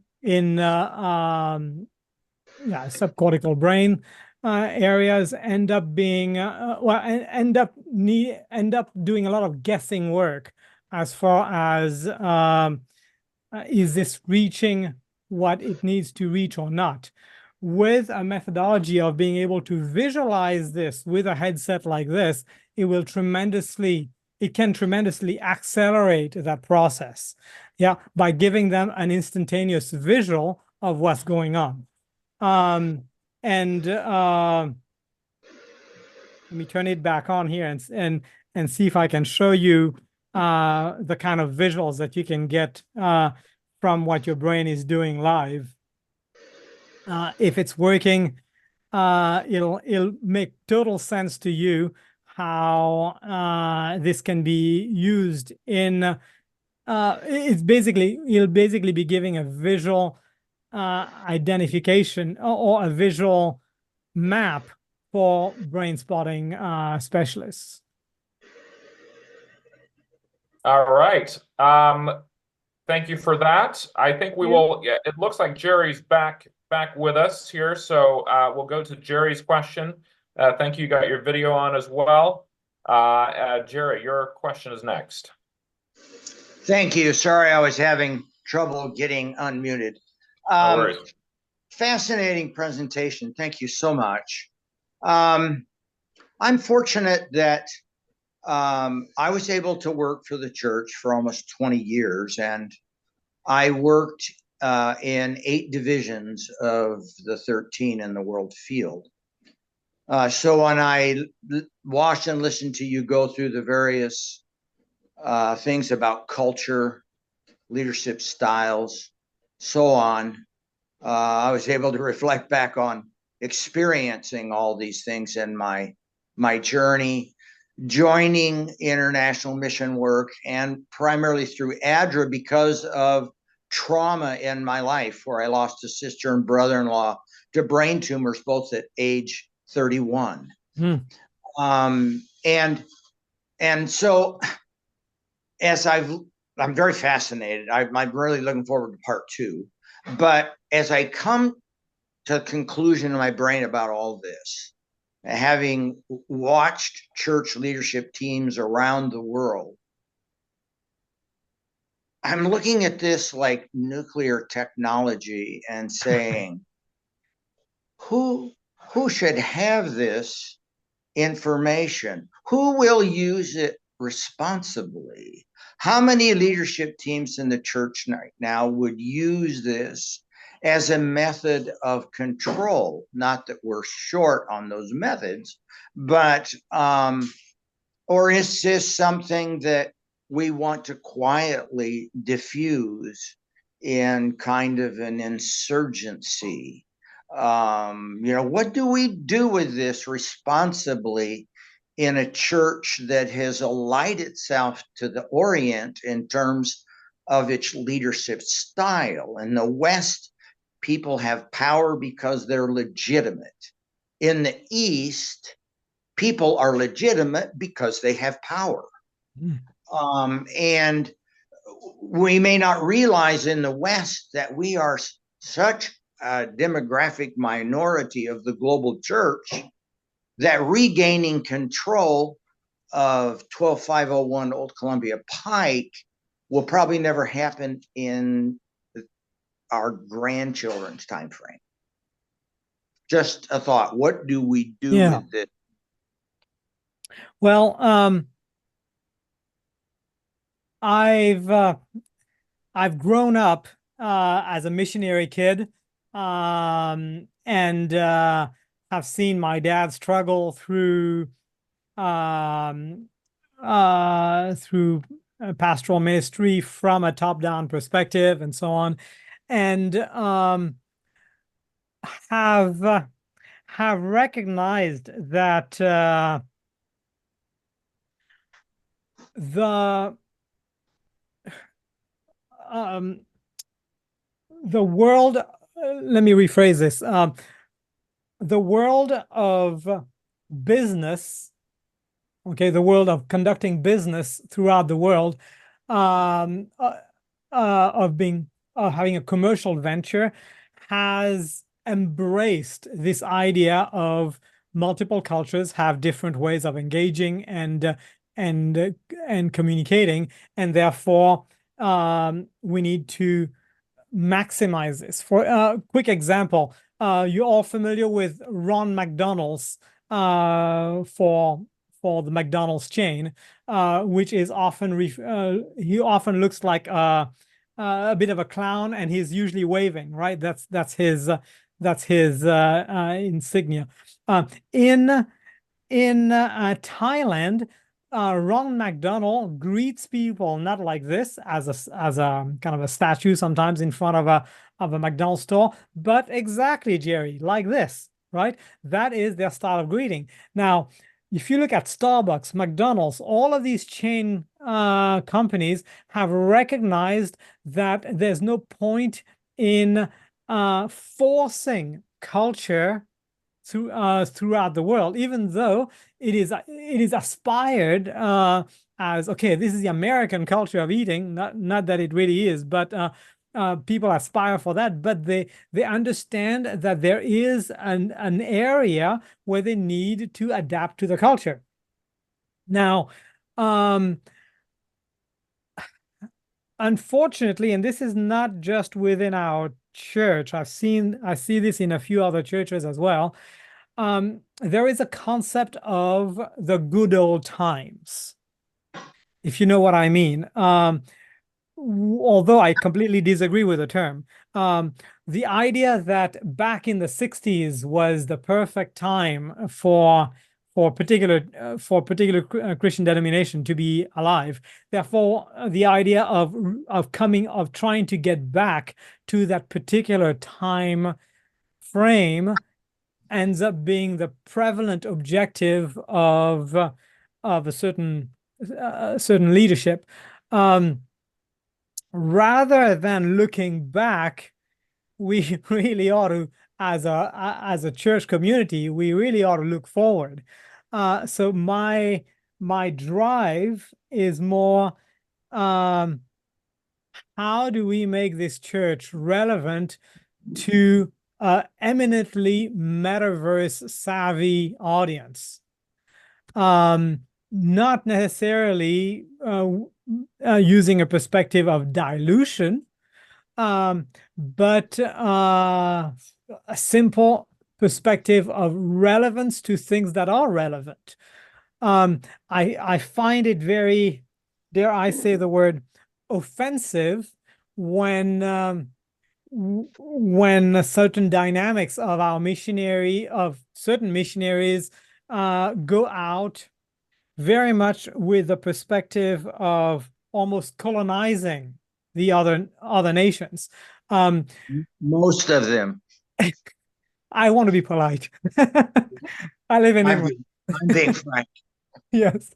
So for as simple as for example in India, where many Christian denominations recommended changing the names of people to a Christian name. Now, there's no need for that when sharing the gospel. There's no need to change a personal attire. Let them come to church in their saris, or that has nothing to do with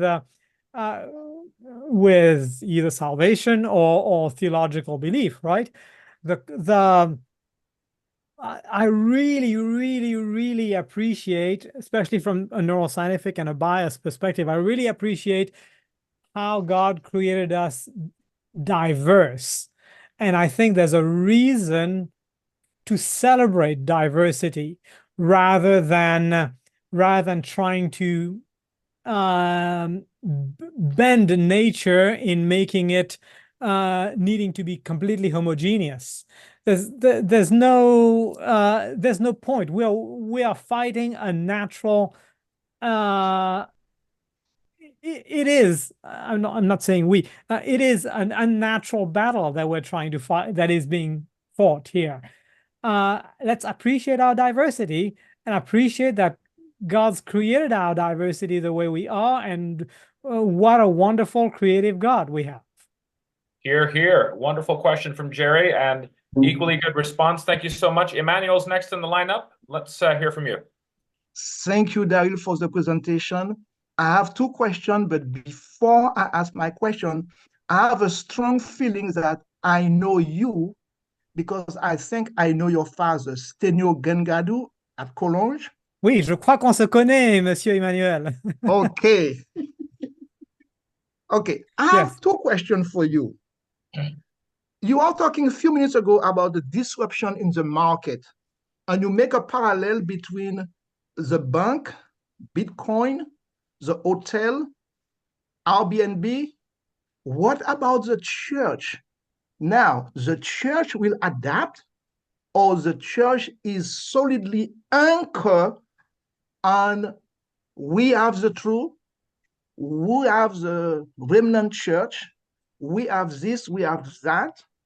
And the second question, I think, is very important.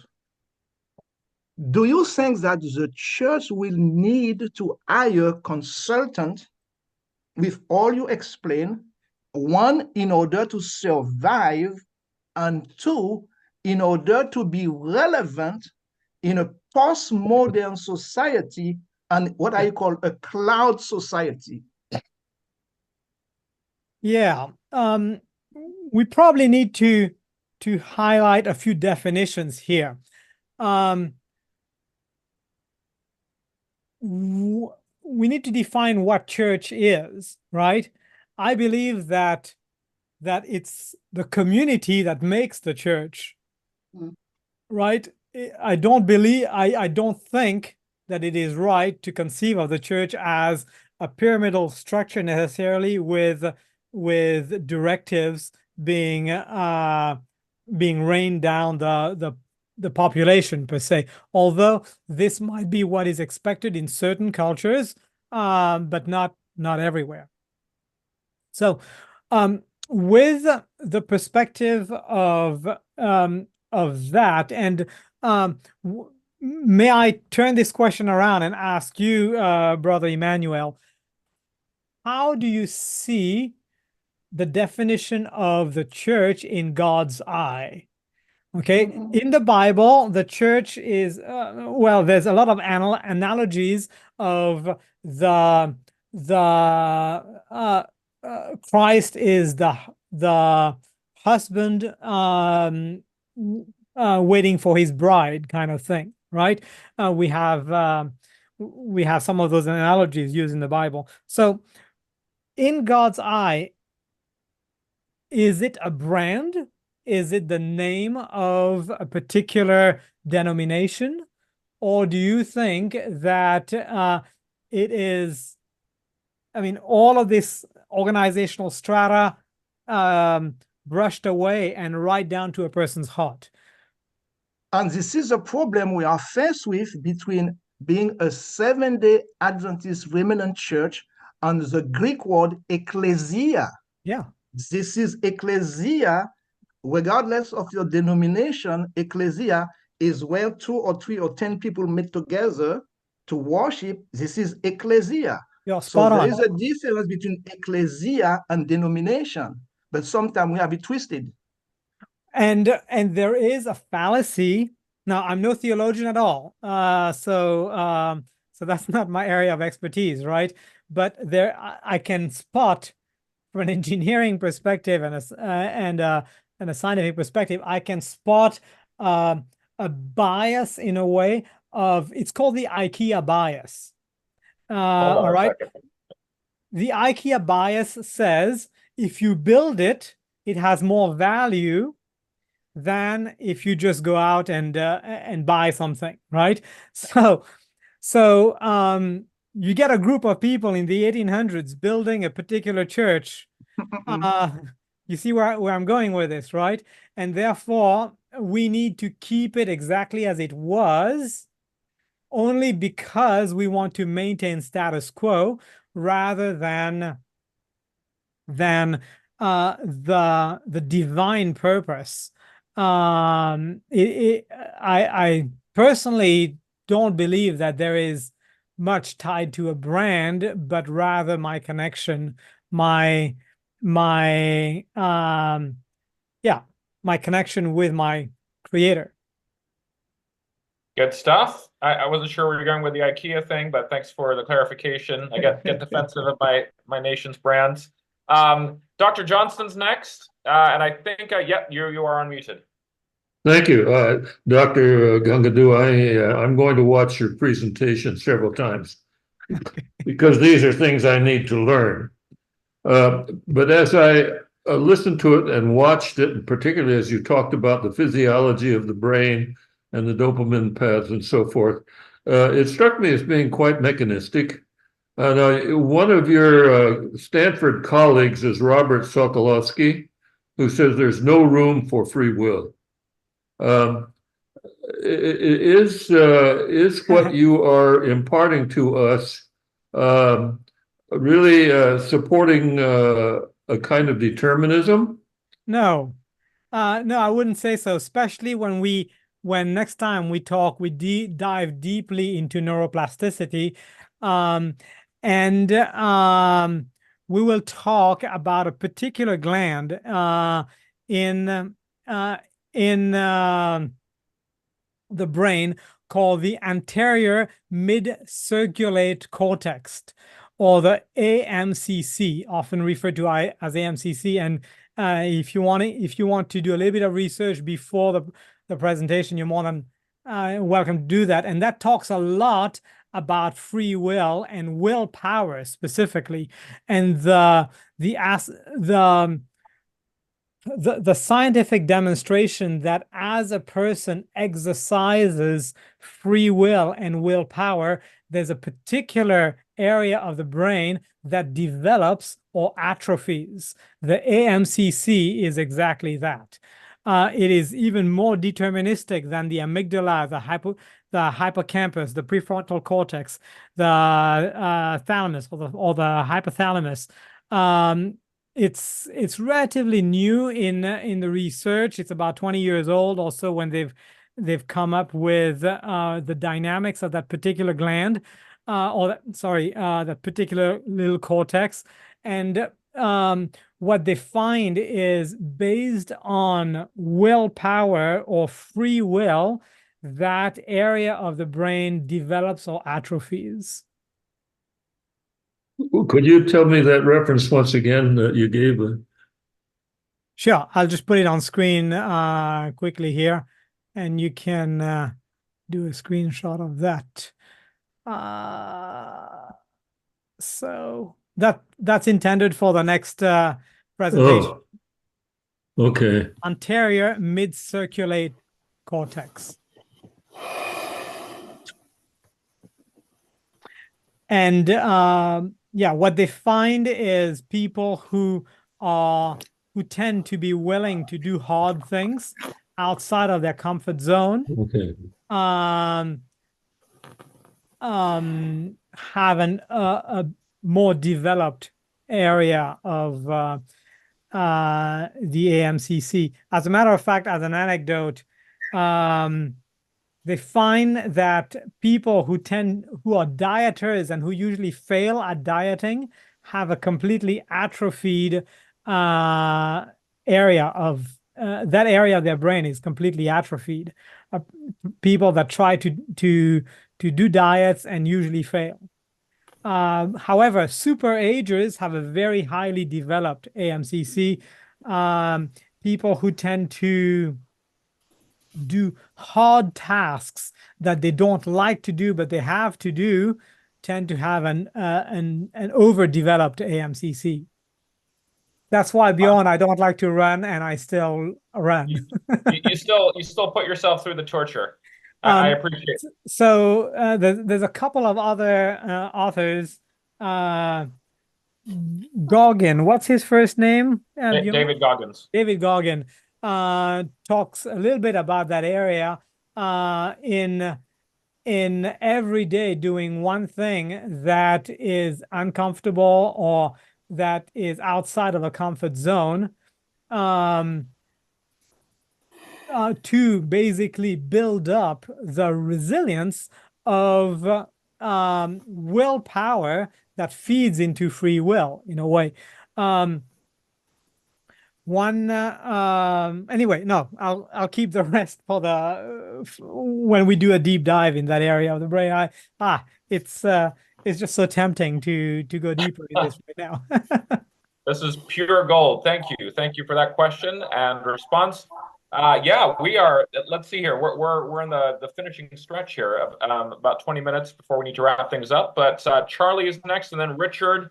I think we might have time for one more question or so. So if anyone has that, Charlie, you've got the floor. Hey, Daryl. Thanks for a very interesting presentation. I'm wondering, have you been invited to talk to some of our church leaders about this? Because I'm curious in terms of bias, we've got these outreach programs like sending 1 billion great controversies out to the world when, it's like doing, I always use the analogy, it's like doing 8-track ministry in a digital world. People don't even know what an 8-track is anymore. And it seems to me that, they would benefit from some of this. And just a couple of observations, I've observed over the years, I've had the privilege of, when I am a scientist by training. And when I was working, I had to deal with people from all over the world. And one of the things I observed is, forcing culture on others tends to raise resentment and reduce cooperation. That's an observation that I have made, and I'm just wondering if that. And it might not happen in the first generation. It might happen 3-4 generations down the road. But yeah, spot on.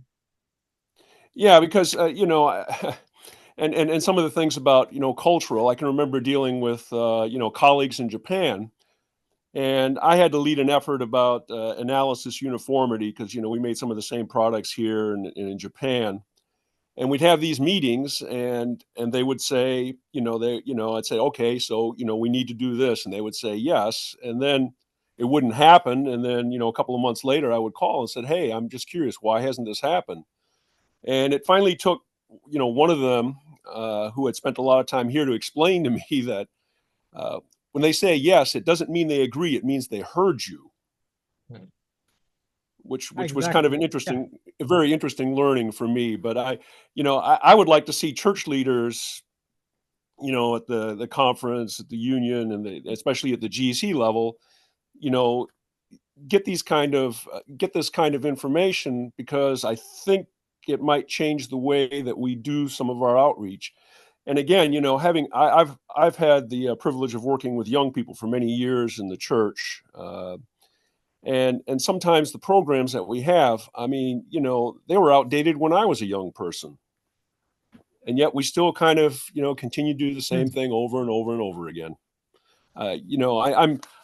There's a quote I read a number of years ago by Rolf Polar, who said, "Are we keepers of the flame or preservers of the ashes?" And I think, sometimes it appears that we're more the preservers of the ashes. Yeah.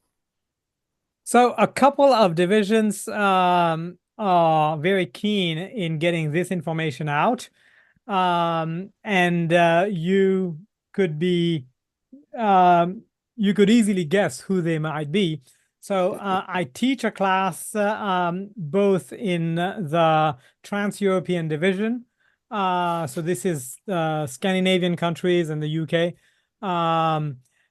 At an institution called Newbold College. It's a theological institution, in a class called Digital Discipleship, where we get where we go deep down, we do deep dives in those aspects. So that is taught in the Trans-European Division, and it's also taught at Avondale. So that's the South Pacific Division. So you can right away see that those divisions tend to be a little bit more of the proactive divisions that are weary of what might happen next. How would we reinvent church in the future? And therefore, they've added in their curriculum for their pastors in training this course called Digital Discipleship. Now, the one division that made a different kind of effort to propagate that information across is the Inter-American Division. I've been invited this July to present to all the leadership of the whole Inter-American Division on these concepts to their current leadership team. They have, I believe, every 4 years or every 5 years, symposium, leadership symposium, where they invite a lot of people in industry, and not many of them necessarily are Adventists, but to speak to their leadership strata. So this is at the division union conference level on those kinds of concepts. So this year I'm invited to present those concepts to them from a neuroscientific perspective. And I find that pretty refreshing that they're open to those ideas. Excellent. Thank you. And yeah, we're cheering you on there. Let's see. We got 3 questions left. We're going to go to Richard, then Randy, and then I think we're going to have to end with Carolyn because we're out of time. So Richard, your question's next. Yeah, hey guys. Thank you so much for the wonderful presentation. So, as a neuroscientist, from your perspective, what is your take on the Christian language we use on words such as heart, spirit, soul, in terms of a human being? And also, I've heard of ideas where people think that, okay, the question is, are we in our brains? Are we within our brains? Because there was a presentation, I think it was a TED Talk, where someone presented the idea that the brain projects what we'd call the self. Like the brain projects the self. So the self is not within the brain, or like ideas like this. So I don't know what you think about this. Yeah, so again, from the perspective of neuroscience, I am not so much into the philosophy of how the brain operates, but I look at it purely as a chemical reactor and an electrical reactor, right? This is definitely a myopic view of what the brain is and what it does. The sense of self-actualization and self-recognition is more philosophical than it is computational, if you want. So I wouldn't be necessarily qualified to answer those philosophical aspects. I perhaps have a slant or an idea on it, but it wouldn't necessarily be authoritative in that area. All right. Thanks for that honest answer there. Randy, you are next, and I'm asking you to unmute there. Oh no, I think we just remuted you. Here we go. Let's try that again. You good? Okay. Yeah. Can you hear me? Yes, we can hear you. Yeah. All right. So maybe this is a question better left to the next presentation, but I'm curious. You were talking about the AMM, and I'm using your term because I don't remember the whole big term. That intermediary piece of the brain that deals with neuroplasticity and how and who remains neuroplasticity, and as we age, so on and so forth, and that experience exercising it. Does that exercise have to be intentional? In other words, self-imposed, or is the imposition by outside forces, things like being in marginal communities, things like that. Does that cause exercise and create greater plasticity within those groups? Yeah. Obviously, you can turn it off, but I'll leave it there. Yeah. So I've got a whole lot on this that I'd love to share, but it's definitely for next time slot. If we start getting into this, it might take another 30 minutes or so. So, but just to give you an example, something that is imposed on you that you're doing against your will has a completely different neural pathway in your brain as to something that you self-impose on yourself. Right? So, for example, it's raining outside and I already don't like to run, and then it's raining outside because it's England. And I know I'm going to get wet and I still go outside. That triggers such a beneficial growth pathway in your brain that enhances, that creates an environment for neural plasticity that would be completely different if I was in a concentration camp and I was asked to go dig a ditch outside while it was raining. So yeah, completely different activities there in the brain when that happens. Okay, I'll have to watch the next one and dig a little bit deeper than obviously we have time for today. So if you don't mind me giving you some homework until the next time. Go for it. What I'd like you, if you're interested, in what I'd like you to do in the meantime is look up a particular area, or just Google a particular area of the brain and what it does, and that's called the nucleus bacillus, okay, of the brain. This is the area where acetylcholine is generated, and that'll give you a little hint or preparation into further discussing that aspect. Okay, thank you. You're very welcome. Excellent. I'm glad that we've also got homework.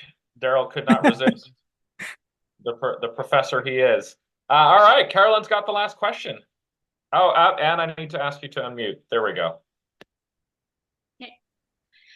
Yeah, this is super fascinating. But part of me wants to, dig into the brains more like that. And part of me wants to move to Alaska or Canada, maybe after this election, we'll see. Come to England. There we go. And I'm wondering, is there an ethics oversight when we're studying into what triggers people to like certain things? It's almost like you're putting a digital pheromone there to draw them whether they want to or not, right? And so is there like a ethical oversight?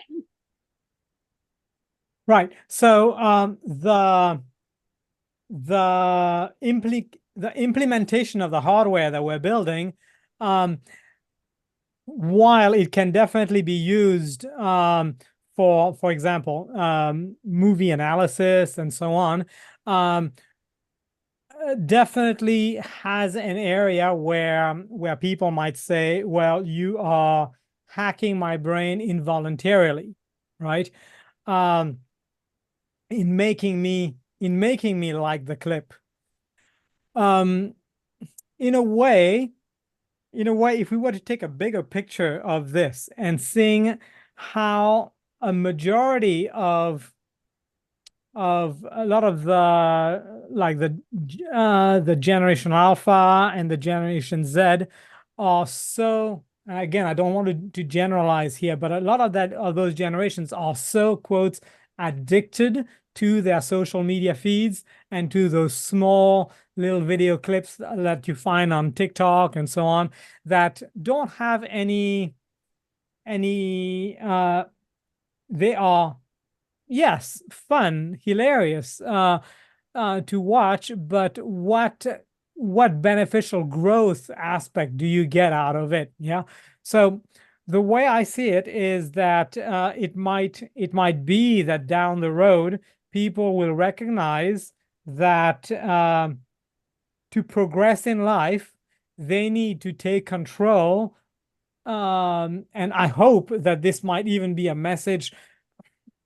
Sorry to digress here, but you remember how a while back our church had events like the 5-day smoking, stop smoking plan kind of thing? If we were to look at concepts like this today, how would we reinvent this?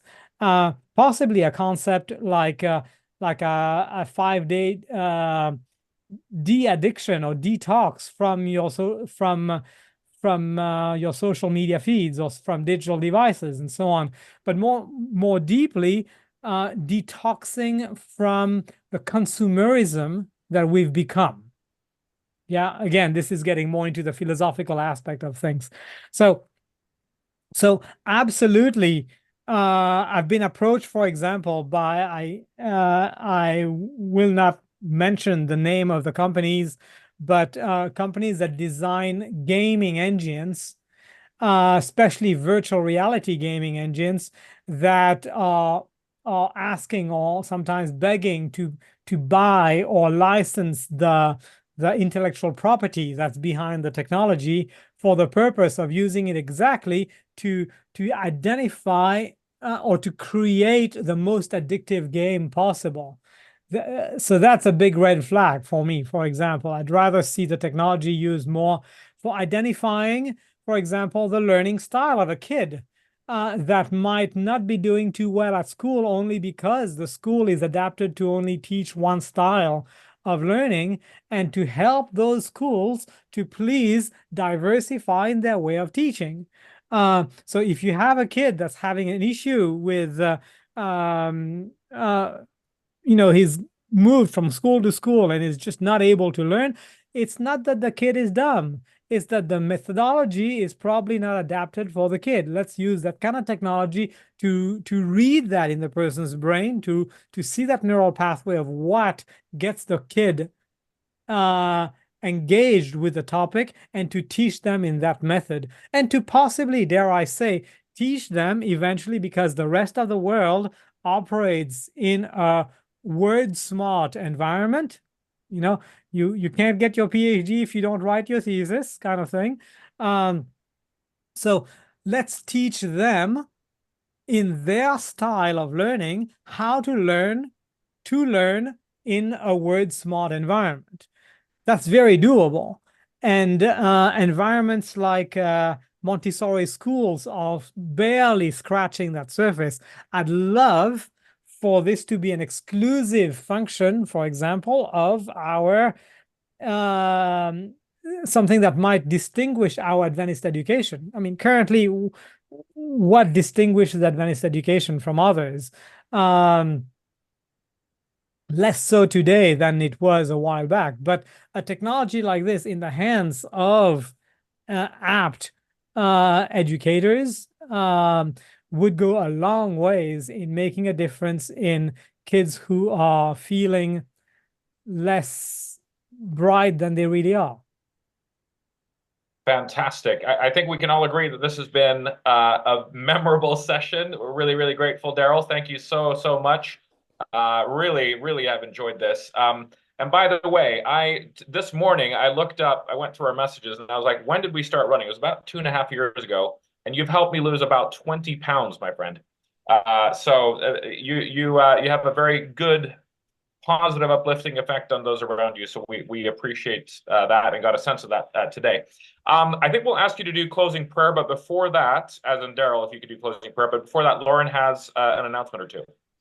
I always try to slip in. Usually I try to slip in a little close to the bottom of the hour, but we're having so much fun. I didn't want to interrupt.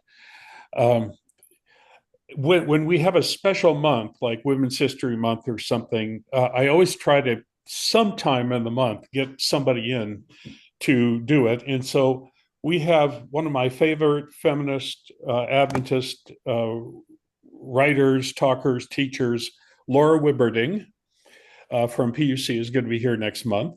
And she's going to do something having to do, she hasn't been specific with me yet, and I need to talk to her, but we'll know by Wednesday when I usually put up the announcement. And she's going to be doing a Women's History Month topic next week. Laura is a really great up-and-coming young female teacher and writer, and I'm really looking forward to this. So we've never had we've had Laura probably 4 times already, and she always does a great class. And then the first of the month, I'm hoping, I haven't pinned it down for sure yet, but I'm hoping I have somebody, one of my LGBTQ pastor friends who will teach for us to kick off Pride Month, because we try to be very supportive of our LGBTQ brothers and sisters. And so we're going to be doing that the first month, possibly. I haven't pinned that down for sure. Daryl, I've got a couple of possibilities. I'd like to get you in again before we forget. You sort of lose the train of thought here. So I'll be in touch with you this week, and we'll do it. This was fantastic, Daryl. I loved it. It was great. And we need to pick up and do the part 2 on this, and I'll work with you on that. No worries. Bjorn, excellent. Yeah, Bjorn, good job. Thank you. Oh yeah, well, thanks for involving me. So we'll ask Daryl to do closing prayer, and then maybe we can go into lobby time, because I can see Clarence has a question, and so we can chat amongst yourselves after the prayer. You're welcome to do that. You're welcome to leave, whatever. You want me to go ahead and have the closing prayer? Oh, I just asked Daryl to. So sorry. If we have Daryl pray, and then we can, and then everyone's free to leave if you want to, but those who want to stick around for a few minutes can do so. Although it is almost 9 p.m. at this end, so let's not have too much. But okay, Daryl. All right. Yeah. Let's bow our hearts for prayer. Gracious Father in heaven, we want to thank you so much for having created us with such diversity. We thank you for recognizing in this world and in our brothers and sisters and our friends around the world that we're all created differently, and we praise you for this, and we thank you for the creativity that you have used, and also imparting in us the desire to also experience that creativity. Lord, we ask you at this moment to fill us with your Holy Spirit, and that we might differentiate maybe and have the clairvoyance, the discernment to see the difference between organization, between infrastructure, and between your chosen people. We thank you for opportunities like this where we can discuss and be of an open mind and feel free and safe to engage in those kinds of discussions. Lord, I ask you to specifically at this moment bless the work of Adventist Today, and may that family, may that dynamic grow in ways that you have ordained it to do so. In your name, amen. Amen. An inspiring prayer. Thank you very much, Daryl. I'll let you guys talk a little bit more here, and then I'll shut it down. But thank you, Daryl. That was very good. I love you have given me an idea, a thought that I am going to take with me. You said you're reinventing church, and really that's true. It's actually true. We are reinventing church, in doing this. We're not the only ones, but we're part of a group of people who are reinventing what it means to gather on Sabbath, and I love it. To me, it's been a huge blessing, and for a lot of others too. So I'll let you guys talk just a little bit more. Very cool. Clarence, you're next. And I'll ask you to unmute. Daryl, let us know when you got to go, because this could go on. So I don't know. Let's give it 10 minutes. Yeah, 10 minutes is fine. Okay, cool. Thank you, Doctor, Thanks, Doctor, for the wonderful presentation. Sorry, I had to be away, but I think I got the trend of it. One question that has been bothering me, well, bothering, maybe the word is too strong, but has certainly occupied my mind for some time. I keep asking myself, how is it that electrical impulses or secretions, juices, whatever you want to call it, can create a picture in my head and make me think of things and build pictures of things that happened 20, 40, 50 years ago? In other words, what is consciousness all about? Yeah, so I'm not able to answer the question, what is consciousness? I was able to when I was 5 years old, but the more I dig into it, the further I feel I know what it is. All right. So that's yeah, that's that as far as consciousness. As far as electrical impulses, however, I feel that, all right, the chemical dynamics in our brain is easily perceived through electrical impulses that I can read in a machine, right? These are only, so the electrical impulse that I'm reading is only an image or an assumption of the chemical soup that's going on or the chemical balance that's going on in the brain. The chemical balance that's in the brain is most likely again a reflection of something deeper, possibly at a different dimension that we just don't know how to express or don't know how to read or perceive. So yeah, I don't know how to explain telepathy, for example, and yet I can demonstrate that it can work sometimes. I can visualize, for example, twins that are across the world feeling each other's dramatic emotions. And yet I don't know how that connection happens. I can only read it. And I would assume the same thing with the dynamics of prayer to a God that exists in a different dimension. And the instantaneity of it. Yeah. Thank you. Thanks. Thank you. Yes, and thank you for the question, Clarence. So I think someone else was in the queue. I asked you to unmute, and then you dropped your hand. I don't know if that was I saw a question in the chat here quickly with Shelley Weaver about the use of the technology. I suppose you're talking about the headset for evaluating content. So I'm making this technology available to the church to use at no cost to entities like Hope Channel and so on, but hardly any entities have actually taken the service, the technology to use. My assumption is that they might be scared to find out the actual neural pathways that some of their content triggers. And it's very unfortunate because it's a good litmus test.